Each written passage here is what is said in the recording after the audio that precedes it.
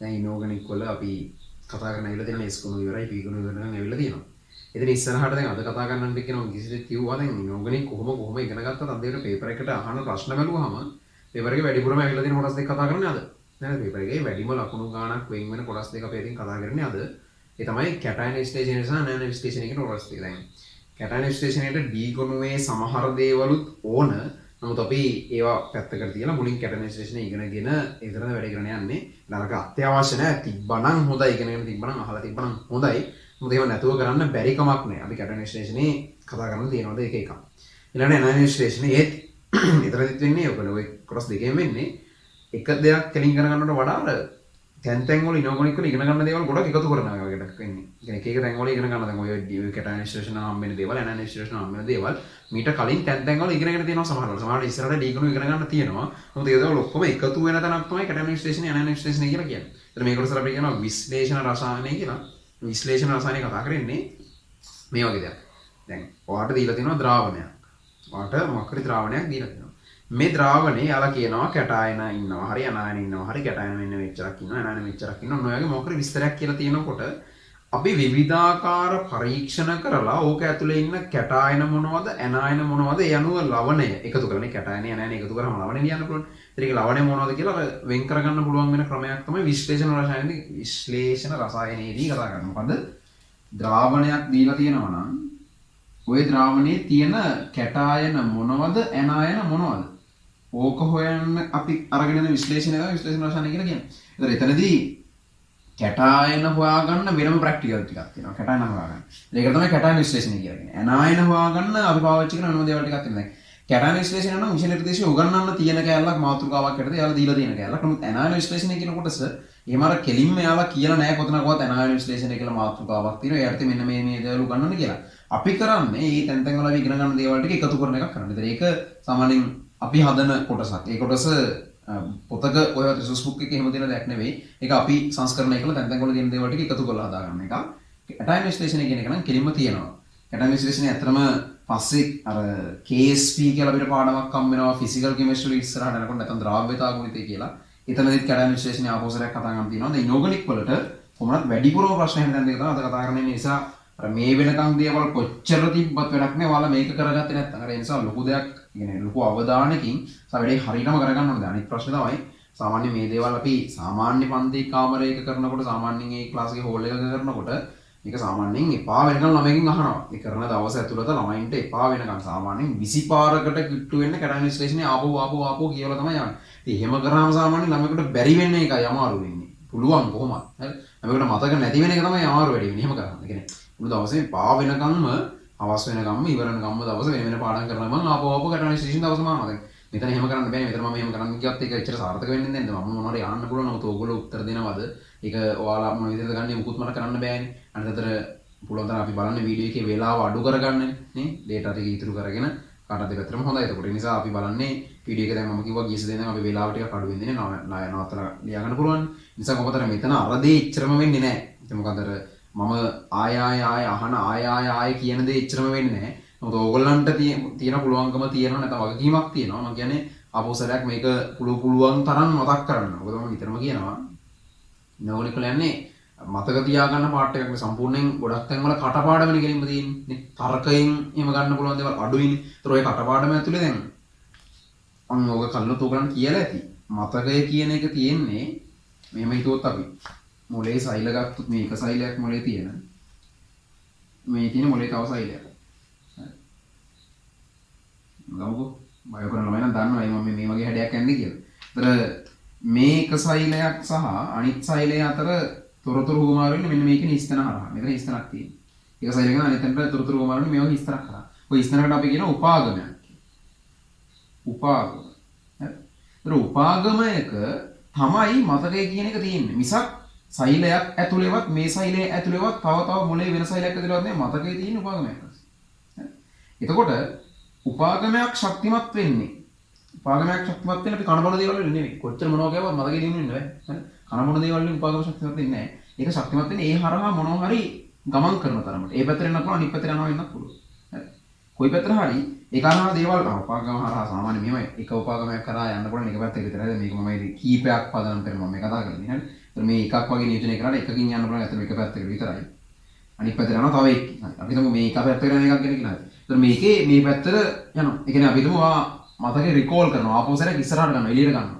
එහෙනම් තව එකක් තියෙන ප්‍රෝග්‍රෑම් එකක් ඒකේ මේ පැත්තට යන අනිත් පැත්තට ඇතුළට ගන්න එක. කොහොම හරි ඔය කතන්දරේ මත නම් උපාගමයක් කරනවා සම්ප්‍රේෂණයේ සිද්ධ වෙන තරමට තමයි ඔක මතක හිටින්නේ. ආපහු සැරයක් වාට ඒක ඉක්මනට ගන්න පුළුවන් වෙන්නේ ඒක අර නිතර දෙවෙනි පාවිච්චි වෙලා තියෙනවා. දැන් අත්දැකීම් ඇති අර කාලයක් තිස්සේ පාවිච්චි වුණේ නැති එක අර ගන්න ටිකක් අමාරුයි. දන්නව මතකයි කියලා. අර තියනවා කොහේ හරි. නමුත් එන්නේ නැහැ එකපාරට. මොකද අර ඒක කාලයක් පාවිච්චි වෙන්නේ නැතුව කියලා වල් බිහිලා තියෙන්නේ. හරි. ආපහු සැරයක් ඒක ගන්න ඕකට ටිකක් ආයාසයක් දරන්න වෙනවා. ඒක තමයි මේ කතන්දරේ අර මතකෙ තියෙන මේ උපාගමයන්ස්. ඒතර ඔයාලා එළියට යවන ඇතුළට ගන්න තරමට තමයි ඔක හයිය වෙන්නේ. හරි. එහෙම කරන තරමට තමයි මේක පුළුවන් වෙන්නේ. ඉනෝගනික් වගේ කොටස. අරකේ වෙනයි.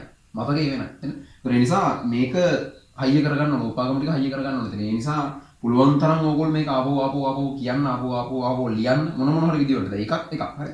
දැන් මෙමරි ගත්තාම එක එක දේවල් දැන් අපි අහන දෙයක්, අපි බලන දෙයක්, අපි ලියන දෙයක්, අපිට රහක් විදිහට දැනෙන මොකක් හරි දෙයක් ඒවා ගබඩා වෙන්නේ එක එක තැන්වල. එකම තැන ඔක්කොම ටික ගබඩා වෙනව නෙවෙයි. පේන දෙයක් ගබඩා වෙන තැන වෙනයි, ඇහෙන දෙයක් ගබඩා වෙන තැන වෙනයි, රහක් ගබඩා වෙන තැන වෙනයි. සුවඳක් ගබඩා වෙන තැන තවත් එකක්. හරි. ඒතර මේක ඔයාලට පුළුවන් නම් කැපැසිටි එකක් තියෙනවනේ අපිට මතක තියාගන්න පුළුවන් යම් ප්‍රමාණයක් තියෙනවා ඕන කෙනෙකුට. ඒතර ඔයාට පුළුවන් නම් ඕක එකම විදිහට මතක තියාගන්න වෙනකොට විදි කීපයකට කඩලා මතක තියාගන්න. හරි. කියන්නේ ඔයා කොටසක් අහනවා මම කියන දේවල් අහගෙනම මතක තියාගන්න. අනිත් පැත්තට මම ලියන දේවල් බලාගෙනම මතක තියාගන්න. නැත්නම් ඔයා ලියලා ඔයා මතක තියාගන්න. නැත්නම් ඔයා කියලා ඔයා මතක තියාගන්න. හරි. දැන් සුවඳ බලලා ඉනෝගනික් මතක තියාගන්න බෑනේ. හරි. ඒක ප්‍රැක්ටිකල් වලින් අපිට වෙනම දෙයක් කරන්න පුළුවන්. හරි. ඒතර ඒ වගේ ප්‍රැක්ටිකල් වල එක අපි කියන කටුක ගන්ධයක් සහිත වගේ ගණන් දේවල් ඒ වගේ දේවල් ඒකට දාගන්න පුළුවන් අපිට ඕන. හරි. එහෙම ඕන තරම් දේවල් ඇතිව කරන. ඒ කියන්නේ එකපාරක් වුණා ඒක මාරු විදිහට මතකයි. එහෙම තමයි. මේ සමහර විශේෂ දේවල් මේ විදිහට බලන්න. ඒක ඔයාලට පුළුවන් නම් අර හැමදේම එකම විදිහට ගන්නව වෙනුවට මොන හරි දේවල් ටිකකට කඩලා ගන්න. හරි. ඒ කියන්නේ සමහර ඒවා මම කියන්නේ වහලා නේ බලලා ඔයාලා ලියලා ඒක එක විදිහට ගන්න පුළුවන් නම් ඔතනදී යන්න පුළුවන් කාර්යක්ෂමතාවය සඵලතාවය වැඩි. ඒ වගේ ක්‍රම අනුගමනය කරන්න විශේෂයෙන් ඉනෝගනික් වගේ පාඩමකට දැන් බයෝ කරන ළමයින්ට අනිවාර්යෙන් බයෝ වලට මේව අනුගමනය කරන්න පුළුවන් තරමට හොඳයි. ඉතින් මේ තැන්වලදී මම කෙමිස්ට්‍රි වල වුණත් අපි පාඩම් කරන කොටස් හම්බ වෙනවා. ඒ තැන්වලදී වඩා හොඳයි වගේ දේවල් වලට ඔයගොල්ලන්ට යන්න පුළුවන් නම් නිකන් අර එකම විදිහට ඔය පාඩම් කරගෙන යනවට වඩා. දැන් යන්කෝ අපි කැටාන විශ්ලේෂණය බලන්න.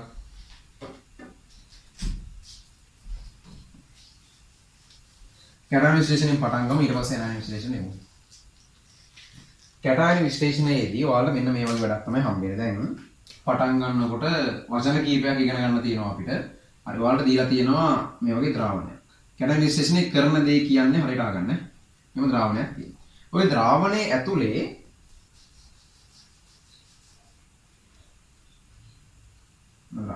ඔය ද්‍රාවණයේ ඇතුලේ විවිධාකාර කැටායන තියෙනවා. විවිධාකාර කැටායන තියෙනවා. දැන් මෙහෙම මෙතන ලෝකේ තියෙන සේරම කැටායන නැහැ හැබැයි අපි සිලබස් එකට අදාළව අපි කතා කරන කැටායන සෙට් එකක් තියෙනවා. මේ කැටායන සෙට් එක විතරයි මේකේ තියෙන්නේ. හරි සිලබස් එකට අදාළව කැටායන විශ්ලේෂණයේදී අපි අධ්‍යයනය කරන්න යන්න. ඒ නැත්නම් විෂය නිර්දේශනට අදාළ කැටායන ටික සේරම මේක ඇතුලේ තියෙනවා කියලා හිතන්නකො. සේරම නෙමෙයි මොනවද කියලා ඇත්තම කැටායන විශ්ලේෂණය ඉවරනම තමයි මට කියන්න පුළුවන් වෙන්නේ. කොහොම හරි එහෙම ද්‍රාවණයක් තියෙන දෙකක හරියට අහගෙන ඉන්න. එහෙම ද්‍රාවණයක් වට දීලා තියෙනවා. දැන් ඔයා ක්‍රියාවලියක් සැලසුම් කරනවා ක්‍රමවේදයක් සැලසුම් කරනවා පියවර ටිකක් සැලසුම් කරනවා මේකේ තියෙන කැටායන එකින් එක වෙන් කර ගන්නවා වගේ. කියන්නේ මෙන්න මේගොල්ලෝ මෙතන තියෙනවා කියලා වගේ වෙන් කර ගන්න කැටායන අයින් කරන මෙන්න මෙයා තිබ්බ මෙන්න මෙයා තිබ්බ වගේ යම් කිසි ක්‍රමයක් අපි සකස් කරන්නයි හදන්නේ. මේකෙන් මේ කැටායන ටික පොඩ්ඩක් වෙන් කරගන්න. ඒතර ඔය කරන වැඩි අපි පියවර කීපයකට යන්නේ. පියවර 6කට තමයි යන්නේ. පියවර 6කට මේ වැඩි කරනවා. ඔය එක පියවරකට අපි කියනවා කාණ්ඩයක් කියලා. ඒතර පළවෙනි පියවර පළවෙනි කාණ්ඩය. දෙවෙනි පියවර දෙවෙනි කාණ්ඩය. තුන්වෙනි පියවර තුන්වෙනි කාණ්ඩය ආදී වශයෙන් කාණ්ඩ 6ක් යනකම් නැත්නම් පියවර 6ක් යනකම් මේ වැඩ යනවා. ඒතර කැටායන විශ්ලේෂණයේට අපි කතා කරන්න තියෙනවා පියවර 6කට මේක වැඩ අරගෙන යනවා. ඊළඟදී ඔය වචනේ නිසා මේ කාණ්ඩය කියන වචනේ නිසාම කැටායන විශ්ලේෂණය කියන තව නමක් තියෙනවා කාණ්ඩ විශ්ලේෂණය. ඒතර මේක කැටායන විශ්ලේෂණය සහ ඒ වගේම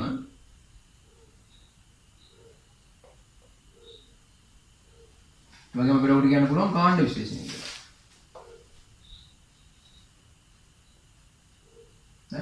කැටායන නැත්නම් කාණ්ඩ විශ්ලේෂණය කියලා කියන්න පුළුවන්. ඒක ඔක කතා කරගෙන යමු අපි හිමින් සිර. දැන් ඒතර එක වචනයක් අපි ඉගෙන ගත්තා කාණ්ඩය කියන එක පියවරකට කියලා කිව්වනේ. කාණ්ඩය කියන එක පියවරකට කියලා කිව්වා. කාණ්ඩ කීයක් තියෙනවා කියන්නේ? 6ක් තියෙනවා. කාණ්ඩ 6ක් තියෙනවා කියලා කිව්වා. එතකොට දැන් කාණ්ඩ විශ්ලේෂණයේ කාණ්ඩ 6ක් තියෙනවා ඒක හරි. ඊළඟ මෙන්න මේ වචන ටික තියෙනවා. ඒ සාමාන්‍ය මේ කැටායන විශ්ලේෂණය කරන දෙයක් තමයි මොනවා හරි දෙයක් දානවා පිටින්. මොනවා හරි දෙයක් පිටින් දානවා. දානකොට හරියට මේක අහගෙන ඉන්න මොකද නැත්නම් මැදදී කතාව අපැදිරිනවා. දානකොට මොනවා හරි ටික අවක්ෂේප වෙනවා. කතාව ඉස්සරහට යද්දි තේරෙන්නේ හරියට මොකද්ද කියන්නේ මොනවා හරියට අවක්ෂේප වෙනවා. අපි ඒකට කියනවා අවක්ෂේපය කියලා. අවක්ෂේප. අවක්ෂේප කියන දේ නෝනා කියන්නේ. ඔතනදී උඩු ගිය එකට මේ අර අවක්ෂේපය කියන පස්සේ උඩ ඉතුරු ටිකට අපි කියනවා පෙරණය කියලා. ඒකට කියනවා පෙරණය කියලා. මේ පෙරණය කියන වචනේ එන විදිහ පැහැදිලි. දැන් මේක පෙරලා ගන්නකොට ඉතුරු වතුර ටික කියන අදහස තමයි පෙරණය කියලා කියනවා. අවක්ෂේපයේ පෙරලා උඩ ගියපු ටික වෙන් කළා ගන්න ඒකට අපි පෙරණය කියලා කියනවා. ඒකත් තව වචනයකින් අවක්ෂේපයේ පෙරණය සහ කාණ්ඩයක් කියන්නේ මොකද්ද කියන දේවල් ටික දැනට අපි දන්නවා. ඉස්සරහට අපි එකින් එක ඔය පියවර ටික කතා කරන්න යනකො. මොකද්ද මම කියපු වචනේ නැත්තම් නම කාණ්ඩ විශ්ලේෂණය මම තමයි මේකේ කාණ්ඩ අපි කතා කරන්න යනවා. හයක් හරි. දැන් ඒතර පළවෙනි කාණ්ඩය. පළවෙනි කාණ්ඩේ දැන් මොනවද කරන්න යන්නේ කියලා බලන්න යන්න ඕනේ දැන්. පළවෙනි කාණ්ඩේදී දැන් අපිට හිතමු ඔය දීලා තියෙන කැටයන විශ්ලේෂණ මේ මිශ්‍රණය තමයි මේ තියෙන කියලා ආරම්භක කැටයන මිශ්‍රණය මෙන්න තියෙනවා. හරි. එතකොට ඕකට අපි පිටින් පටන් ගන්නකොටම දාන්නේ තනුක HCl. මොන පළවෙනි කාණ්ඩේ දාන්න දෙයිචර. තනුක HCl. හරි. මොනවද තනුක HCl. එතන තනුක කියන එක වැදගත්. සාන්ද්‍ර HCl දැම්මට හරියන්නේ නැහැ මේක තනුක HCl අනිවාර්යෙන් දාන්න. එතන පළවෙනි කාණ්ඩේදී කාණ්ඩ විශ්ලේෂණය කරන්නේ අපි තනුක HCl දානවා. එතන තනුක HCl දැම්මා. දැම්මට පස්සේ මෙන්න අපිට පේනවා මෙතන පතුලේ මෙයාගේ පතුලේ අවක්ෂේප ටිකක් හම්බ වෙනවා. අවක්ෂේප සෙට් එකක් හම්බ වෙනවා. හරි. ඒතර අවක්ෂේප තියෙනවා අවක්ෂේප 3ක් ඇතුළේ හම්බ වෙනවා. මෙතන අවක්ෂේප තියෙනවා 3ක්. අවක්ෂේප 3ක් හම්බ වෙනවා. ඉතින් අවක්ෂේප සෙට් එක තමයි එක්කෙනෙක් තමයි අපි සිල්වට අදාළව AgCl අවක්ෂේපයක් හම්බ වෙනවා. ඊට පස්සේ රසදිය වලට අදාළව HgCl කියලා අවක්ෂේපයක් හම්බ වෙනවා. ඊට පස්සේ ලෙඩ් වලට අදාළව PbCl2 කියලා අවක්ෂේපයක් හම්බ වෙනවා. දැන් මේ HgCl කියන එක නම් ලියන්න පුළුවන් තවත් විදිහක් තියෙනවා Hg2Cl2 කියලා. එයාගේ දැලිස් ව්‍යුහයක් එක්ක එයා ওই විදිහට අපිට ලියන්න පුළුවන්. කොහොමද දැන් තේරෙනව නේද? ධන එකනේ තියෙන්නේ. ඔක්සිජනාගේ Hg1+ Cl- ඒ වගේ මෙතන Hg1+ ලා දෙන්නයි Cl- ලා දෙන්නයි. කොහොමද Hg ගේ ධන එක තියෙන්නේ. ඔයාලා දාලා කැටයන් ටික ලියනවා. මෙතන තියෙන්නේ Cl+ කියන කැටායනය. මෙතන තිබිලා තියෙන්නේ Hg+, එහෙම නැත්නම් අපිට ඔක ලියන්න පුළුවන් Hg2+ කියලා. මෙතන තියෙන්නේ Pb2+ කියන කැටායන. ඔය විදිහට මේ කාණ්ඩ විශ්ලේෂණයේ පළවෙනිම කාණ්ඩේ අපි දානවා එළියෙන් තනුක HCl. හරි අංක 1 පළවෙනි කාණ්ඩේ පිටින් දානවා තනුක HCl එච්චරයි. දැන් අවක්ෂේප තුනක් හම්බ වෙනවා. අවක්ෂේප තුනක් හම්බ වෙනවා. අවක්ෂේප තුන මොනවද? AgCl, HgCl, එහෙම නැත්නම් Hg2Cl2, PbCl2. මේ තුනම අවක්ෂේප තුනම සුදු පාටයි. ඔය කියන අවක්ෂේප සෙට් එක ඔක්කොම සුදු පාට අවක්ෂේප තුනම සුදු පාටයි. හරි. ඒකත් වැදගත්. පාටවල ඉඳන් මොන ළමයා මේ තුන් දෙනාම සුදු පාට අවක්ෂේප තුනයි තුන් දෙනා සුදු පාට. ඊළඟට දැන් මේක මේ පළවෙනි කාණ්ඩේ විතරයි මේ විදිහට මේක විග්‍රහ කරන්න පුළුවන්. වෙන දෙවෙනි කාණ්ඩේ නම් එහෙම කරන්න බෑ. පළවෙනි කාණ්ඩේ අවක්ෂේප 3යිනේ හම්බුනේ. ඒ හින්දා මොකද දෙවෙනි කාණ්ඩේට අපිට අවක්ෂේප 9ක් හම්බ වෙනවා. හරිද? දැන් පළවෙනි කාණ්ඩේ මම මේ කරන්න හදන්නේ මේ තුන් දෙනා එකිනෙක වෙන් කරගන්න ක්‍රමයක් ඔයාලා කියලා දෙන්න යනවා. හරි? මේ තුන් දෙනා එකිනෙක වෙන් කරගන්න ක්‍රමයක්. එතකොට මෙන්න මේව දෙයක් මම ඇනාලිසිස් විශ්ලේෂණයේදී අපෝ කියන්න ඉන්න දෙයක් දැන් පොඩ්ඩක් කලින් කියන්න. සිල්ව ගත්තාම එයාගේ හේලයිඩ් අවක්ෂේප 3ක් තියෙනවා. ඒ කියන්නේ සිල්ව හේලයිඩ්ලා. මොන වෙනම කතාවක් ආ. මේ කැටයන් විශ්ලේෂණ පරිභායන ඇනාලිසිස් විශ්ලේෂණය කියලා එතනදී ආපෝසරයක් අහු වෙනවා. දැනට මෙතනින් අපි එකපාරක් බලාගෙන ඉමු. AgCl සිල්ව ක්ලෝරයිඩ් අවශ්‍යයි.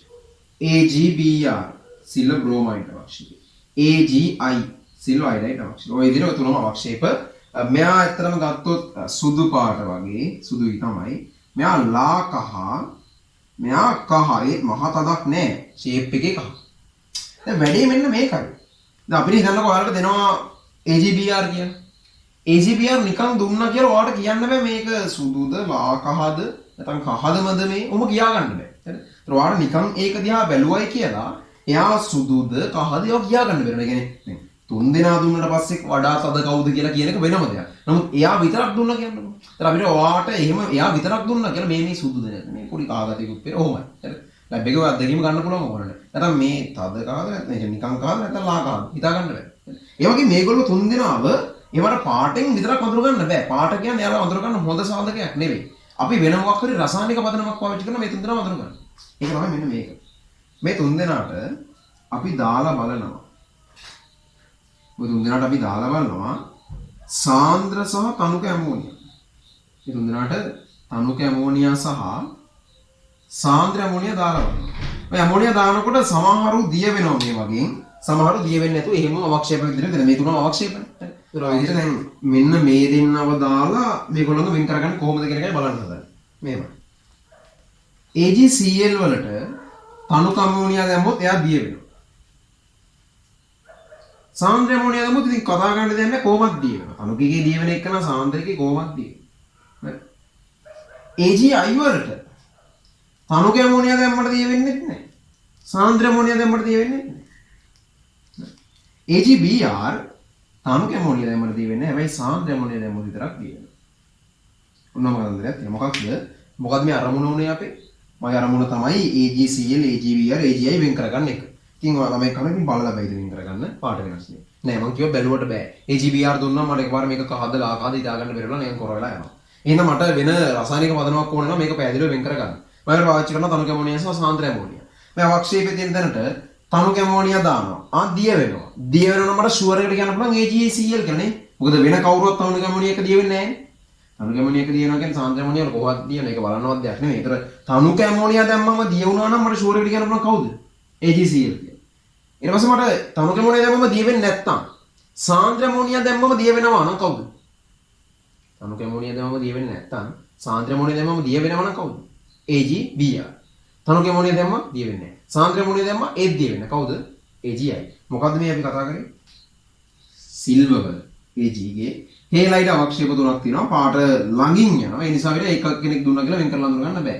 අපි උපක්‍රමයක් විදිහට පාවිච්චි කරනවා ඇමෝනියා දාලා ඇමෝනියා මතයාගේ ද්‍රාව්‍යතාවය පරීක්ෂා කරනවා. ඇමෝනියාගේ ද්‍රාව්‍යතාවය බලද්දී තනුක ඇමෝනියා සාන්ද්‍ර ඇමෝනියා විදිහට මේක දෙපාරකට දානවා. තනුකයේ දිය වෙනවා AgCl, තනුකයේ දිය වෙනවා සාන්ද්‍රකයේ දිය වෙනවා AgBr. දෙකෙන් එකවත් දිය වෙන්නේ නැහැ. කවුද? AgI. හරි. ඔය ටික තමයි අපේ කතන්දරේ වෙන්නේ. එතකොට දැන් ඔය ඉගෙන ගත්ත එක කොහොමද මෙතෙන්න අපි දාගන්නේ? දැන් මට මෙන්න මේකේ AgCl, HgCl, VVCl2 කියන අවශ්‍යක තියෙනවා. ඒ තුන් දෙනාම සුදු පාටයි. දැන් මට පුළුවන් මේ තුන් දෙනාම එකිනෙක වෙන් කරගන්න. කොහොමද? AgCl වෙන් කරගන්න පුළුවන් තනුක ඇමෝනියා දාලා. තනුක ඇමෝනියා දැම්මම මේ අවක්ෂේප තුනෙන් අපි හිතමු අපිට මේ තුන් දෙනා එක්කෙනෙක් දීලා තියෙනවා කියලා. අපි යාට තනුක ඇමෝනියා දැම්මම දිය වෙනවා නම් ඒ ඉඳලා දෙන කවුද අනිවාර්යයෙන්? ඒ ඉඳලා දෙන AgCl වෙන්න ඕනේ. තනුක ඇමෝනියා දැම්මම දිය වෙනවා නම් මේ අවක්ෂේප තුනෙන් ඒ ඉඳලා දෙන AgCl. ඊළඟදී ඒක. දැන් මෙයාව වෙන් කරගන්න ක්‍රමයක් හරි. මේක නම් වෙන් කරගන්න ක්‍රමයක තුන අපි කතා කරා. ඊළඟට හිතන්නකෝ අපිට මේ තුනෙන් එක අවක්ෂේපයක් දෙනවා. ඒ අවක්ෂේපය කවුද කියලා අඳුර ගන්න කියලා කියන්නේ මම රත් කරාම ඒ අවක්ෂේපය දිය වෙනවා කියලා හිතන්න. රත් කරාද දිය වෙනවා. සීතල කරනකොට අකුසරයක් ඉදිකටු තුඩු වගේ නිකන් කටු වගේ තියෙන අවක්ෂේපයක් හම්බ වෙනවා කියලා කියන්නේ. ඒ කවුද? මේවා 14 වෙනි කාණ්ඩේ කතා කරලා තියෙනවා lead halide. මේකත් එනයින් විශ්ලේෂණය කරද්දී අකුසරයක් අපිට හම්බ වෙනවා. lead halide. හරිද? PbCl2, PbBr2, PbI2.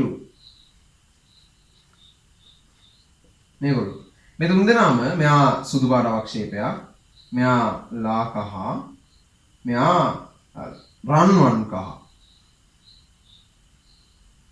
මේ තුන් දෙනාම දැන් මේ තුන් දෙනාගෙන් මෙයා නම් නිකන් දුන්නත් උතුර ගන්න පුළුවන්. එච්චරට එයාගේ ලස්සන කහ එකක් තියෙනවා, ගෝල්ඩන් යෙලෝ එකක් තියෙන්නේ. අර දෙන්නට අර සිල්වර් කිරණම්ම තමයි. හරි? එදෙනා සිල්වර් වගේම තමයි ඒගොල්ලන්ට එහෙම මේ පැහැදිලිව පාටින් වෙන් කරලා දුර ගන්න බෑ. මේ තුන් දෙනාම තියෙන ලක්ෂණයක් මම මේ කියන්නේ. මේ තුන් දෙනාම රත් කරද්දී රත් කරනකොට දිය වෙනවා. රත් කරද්දී දිය වෙනවා. දිය වෙලා හදනවා අවර්ණ ද්‍රාවණ. දිය වෙලා අවර්ණ ද්‍රාවණ තමයි. තුන් දෙනා. කහ පාට එකක් දිය වෙලා හදන අවර්ණ ද්‍රාවණය. එතන ඔන්න මේ ලෙඩ් හේලයිඩ් අඳුන ගන්න වෙනම ක්‍රමයක් තියෙනවා. ඒගොල්ලොම රත් කරද්දී අවක්ෂේපේ රත් කරද්දී ආ දිය වෙලා පැහැදිලි ද්‍රාවණයක් දෙනවා නම් අවර්ණ එකක්. අපොසරයක් කූල් කරද්දී අවක්ෂේප වෙනවා. අපොසරයක් කූල් කරද්දී මේ පැත්තට යනවා මේගොල්ලෝ. කූල් කරද්දී මෙහාට යනවා. රත් කරද්දී ඕක දිය වෙලා සීතල කරද්දී අපොසරයක් අවර්ණය තැනට එනවා නම් අවර්ණය අවක්ෂේප වෙන තැනට එනවා නම් අන්න අපිට කියන්න පුළුවන් එහෙනම් මේ ලෙඩ් ගේ හේලයිඩ් එක මොකක් කරද තිබිලා තියෙන්නේ කියලා. ඒතර තනුකේ HCl දැම්මට පස්සේ ලෙඩ් ගේ හම්බෙන්න ඕනේ ක්ලෝරයිඩ් එක අනිවාර්යනේ. ඒතර මේ හම්බෙන අවක්ෂේප තුනෙන් කවුරු කෙනෙක් ඉන්නවනම් රත් කරද්දී දිය වෙනවා සීතල කරද්දී අපෝ අවක්ෂේප වෙනවා. ෂුගර් එකේ ඉඳලා තියෙන්නේ PbCl2. ඉතල දෙන්නේ PbCl2. එතකොට ඉතුරු එක්කන අඳුර ගන්න වෙන ක්‍රම ඕනේ නැහැ නේද? තුන් දෙනෙක් ඉන්න තැනකින් දෙන්නෙක් අඳුර ගන්න මට වෙන වෙනම ක්‍රම තියෙනවා නම් ඉතුරු එකයි කියන්නේ කොහොමත් ඉබේම අඳුර ගන්නවා. මෙයා ඉබේම අඳුර ගන්න පුළුවන්. එතකොට අපිට මේ තුන් දෙනාම එකිනෙක වෙන් කරලා අඳුර ගන්න පුළුවන්. මේක හැම කාණ්ඩෙම අපිට කරන්න පුළුවන් දෙයක් නෙමෙයි. දැන් දෙවෙනි කාණ්ඩේ මම කිව්වා අවක්ෂේප 9ක් තියෙනවා. ඔය 9 එකිනෙක වෙන් කරලා ගන්න ක්‍රම කියොත් එimhe ඉනෝගනික්ම එතන තමයි කතා කරන්න වෙන්නේ. ඉනෝගොක් කරන්න වෙන්නේ අපිට. හරි. මේ තියෙන්නේ පළවෙනි කාණ්ඩේ විතරක් අපිට කරන්න පුළුවන් දෙයක්. එතනද අපිට පුළුවන්කම තියෙනවා විශේෂයෙන්ම අවක්ෂේප ටිකක් හම්බ වෙනවා කියනවා. නම් මේ එක අවක්ෂේපේ වෙන් කරගන්නත් අපිට ක්‍රම තියෙනවා. එක්කෙනෙක් ඉන්නවා තනුක ඇමෝනියා දැම්මම දිය වෙනවා. AgCl. තව එකෙක් ඉන්නවා රත් කරාම දිය වෙනවා. ඒ කවුද? PbCl2. රත් කරාමත් දිය වෙන්නේ නැතුව තනුක ඇමෝනියා දැම්මත් දිය වෙන්නේ නැතුව කෙනෙක් ඉතුරු වෙනවා නම් පළවෙනි කාණ්ඩේ අවක්ෂේපයක් වෙච්ච අයගෙන් ඒ තමයි HgCl කියන එක. මේ PbCl2 අඳුර ගන්න තව ක්‍රමයක් තියෙනවා. ඒක කොහෙද අපි ලියන්නේ? මම එකක් ලියන්නම් මෙතනින්. PbCl2 අඳුරගන්න තවත් ක්‍රමයක් තියෙනවා. PbCl2 වලට සාන්ද්‍ර Cl- උදාහරණයකට HCl කින් ආව කියමු. HCl වගේ සාන්ද්‍ර HCl වගේ කෙනකින් Cl- දැම්මම මම හදාගන්න මෙන්න මෙහෙම කෙනෙක් PbCl4 2- කියලා. PbCl4 2- කියලා හදාගන්න. ඒතර ඒක ඇවිල්ලා අවර්ණ ද්‍රාවණයක්. මේක අවර්ණ ද්‍රාවණය. මේ සුදු පාට අවක්ෂේපය යාර සාන්ද්‍ර HCl වගේ කෙනෙක්ව දැම්මම PbCl4 කියලා ඒත් අවර්ණ ද්‍රාවණයක් හදනවා. ඒතර ඒකත් ඕනනම් මෙයාව අඳුර ගන්න පාවිච්චි කරන්න පුළුවන්. හොඳම දේ මේක ලේසි වැඩේ නේ. වෙන මොකුත් ඕනේ නිකන් රත් කරාට පස්සේ මෙයාව දිය වෙනවා පේනවා. එහෙම නැත්නම් අර විදිහේ ක්‍රමයක් පාවිච්චි කරන්නත් පුළුවන්. සාන්ද්‍ර HCl දාලා ඒ වගේ ක්‍රමයක් පාවිච්චි කරන්නත් පුළුවන්. PbCl2 වෙන් කරලා අඳුරා ගන්න. දැන් මෙන්න මෙහෙම දෙයක් අහනවා ප්‍රශ්නයක්. MCQ එකට එල්ලලා අහනවා කියන මේ පාර. පළවෙනි කාණ්ඩයේදී කැටයන් විශ්ලේෂණයේ පළවෙනි කාණ්ඩයේදී සාන්ද්‍ර HCl භාවිතා කළහොත් කැටයන් විශ්ලේෂණයේ පළවෙනි කාණ්ඩයේදී තනුක HCl වෙනුවට සාන්ද්‍ර HCl භාවිතා කළහොත් ලැබෙන අවක්ෂේප සංඛ්‍යාව වන්නේ. ලැබෙන අවක්ෂේප සංඛ්‍යාව වන්නේ. වල උත්තරේ වෙන්න ඕන 2යි කියන්නේ.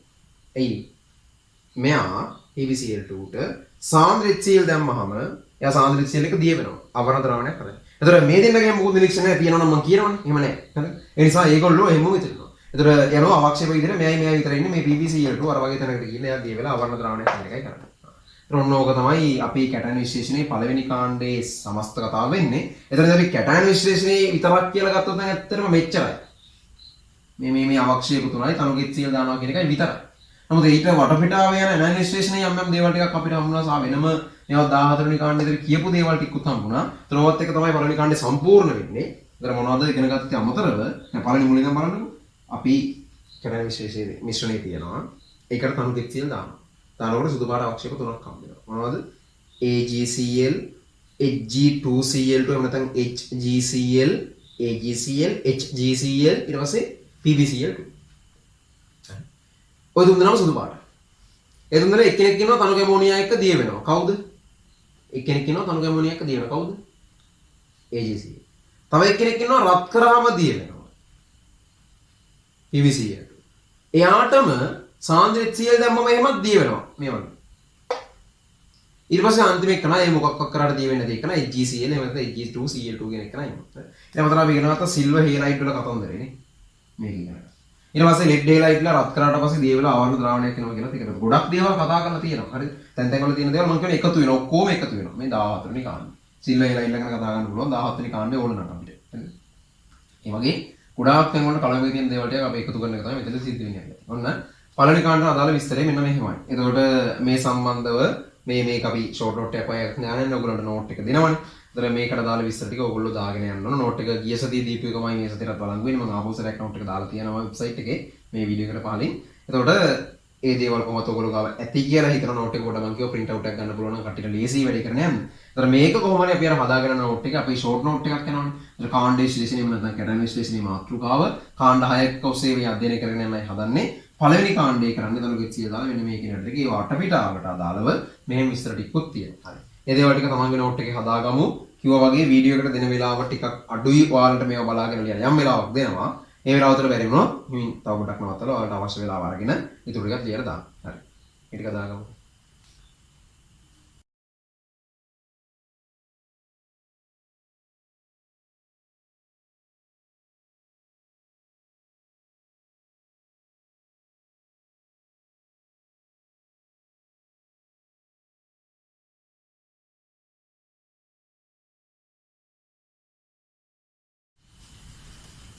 හා.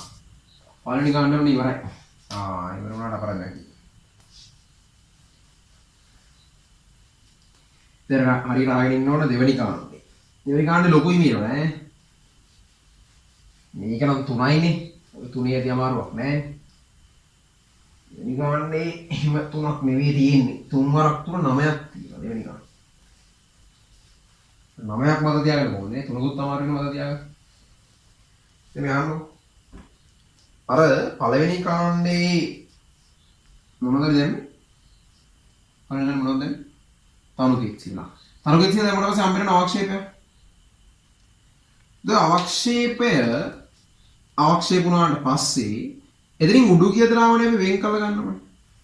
ලෝග්‍රාම කිව්වා අපි කියන්නේ පෙරණය කියලා. උඩු ගිය ද්‍රාවණය මෙන්න වෙන් කරලා ගත්තා. මේ විදිහට අර පළවෙනි එකේ උඩු ගිය ද්‍රාවණය.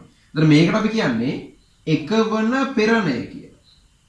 ඇයි එකවන පෙරණය කියන්නේ? මේකනේ පළවෙනි වතාවට අපි පෙරලා ගන්න එකනේ. ඒකට අපි කියන්නේ පළවෙනි පෙරණය කියලා. නමුත් මම මේ කතා කරන යන කාණ්ඩේ දෙවෙනි කාණ්ඩය. අපි දෙවෙනි කාණ්ඩය පටන් ගන්නකොට පාවිච්චි කරන්නේ පළවෙනි පෙරණය. අමාරු නෑ නේ පැහැදිලි නේද? පළවෙනි එකෙන් පෙරලා ගන්න එක තමයි දෙවෙනි කාණ්ඩේ වචනේ. දෙවෙනි කාණ්ඩේ මේ තියෙන්නේ පටන් ගන්න මොකද්ද පළවෙනි පෙරණය තියෙන්නේ. එතකොට දෙවෙනි කාණ්ඩයේදී අපි කරන්නේ පළවෙනි පෙරණය අරගෙන පළවෙනි පෙරණයට පිටින් එකතු කරනවා. ඒකට ලින් දානවා H2S. H2S මුගුල්නේ කරනවා. H2S වගේ මුගුල්නේ කරන මේ අපි ඉගෙන ගන්න යන්නේ දෙවෙනි කාණ්ඩය.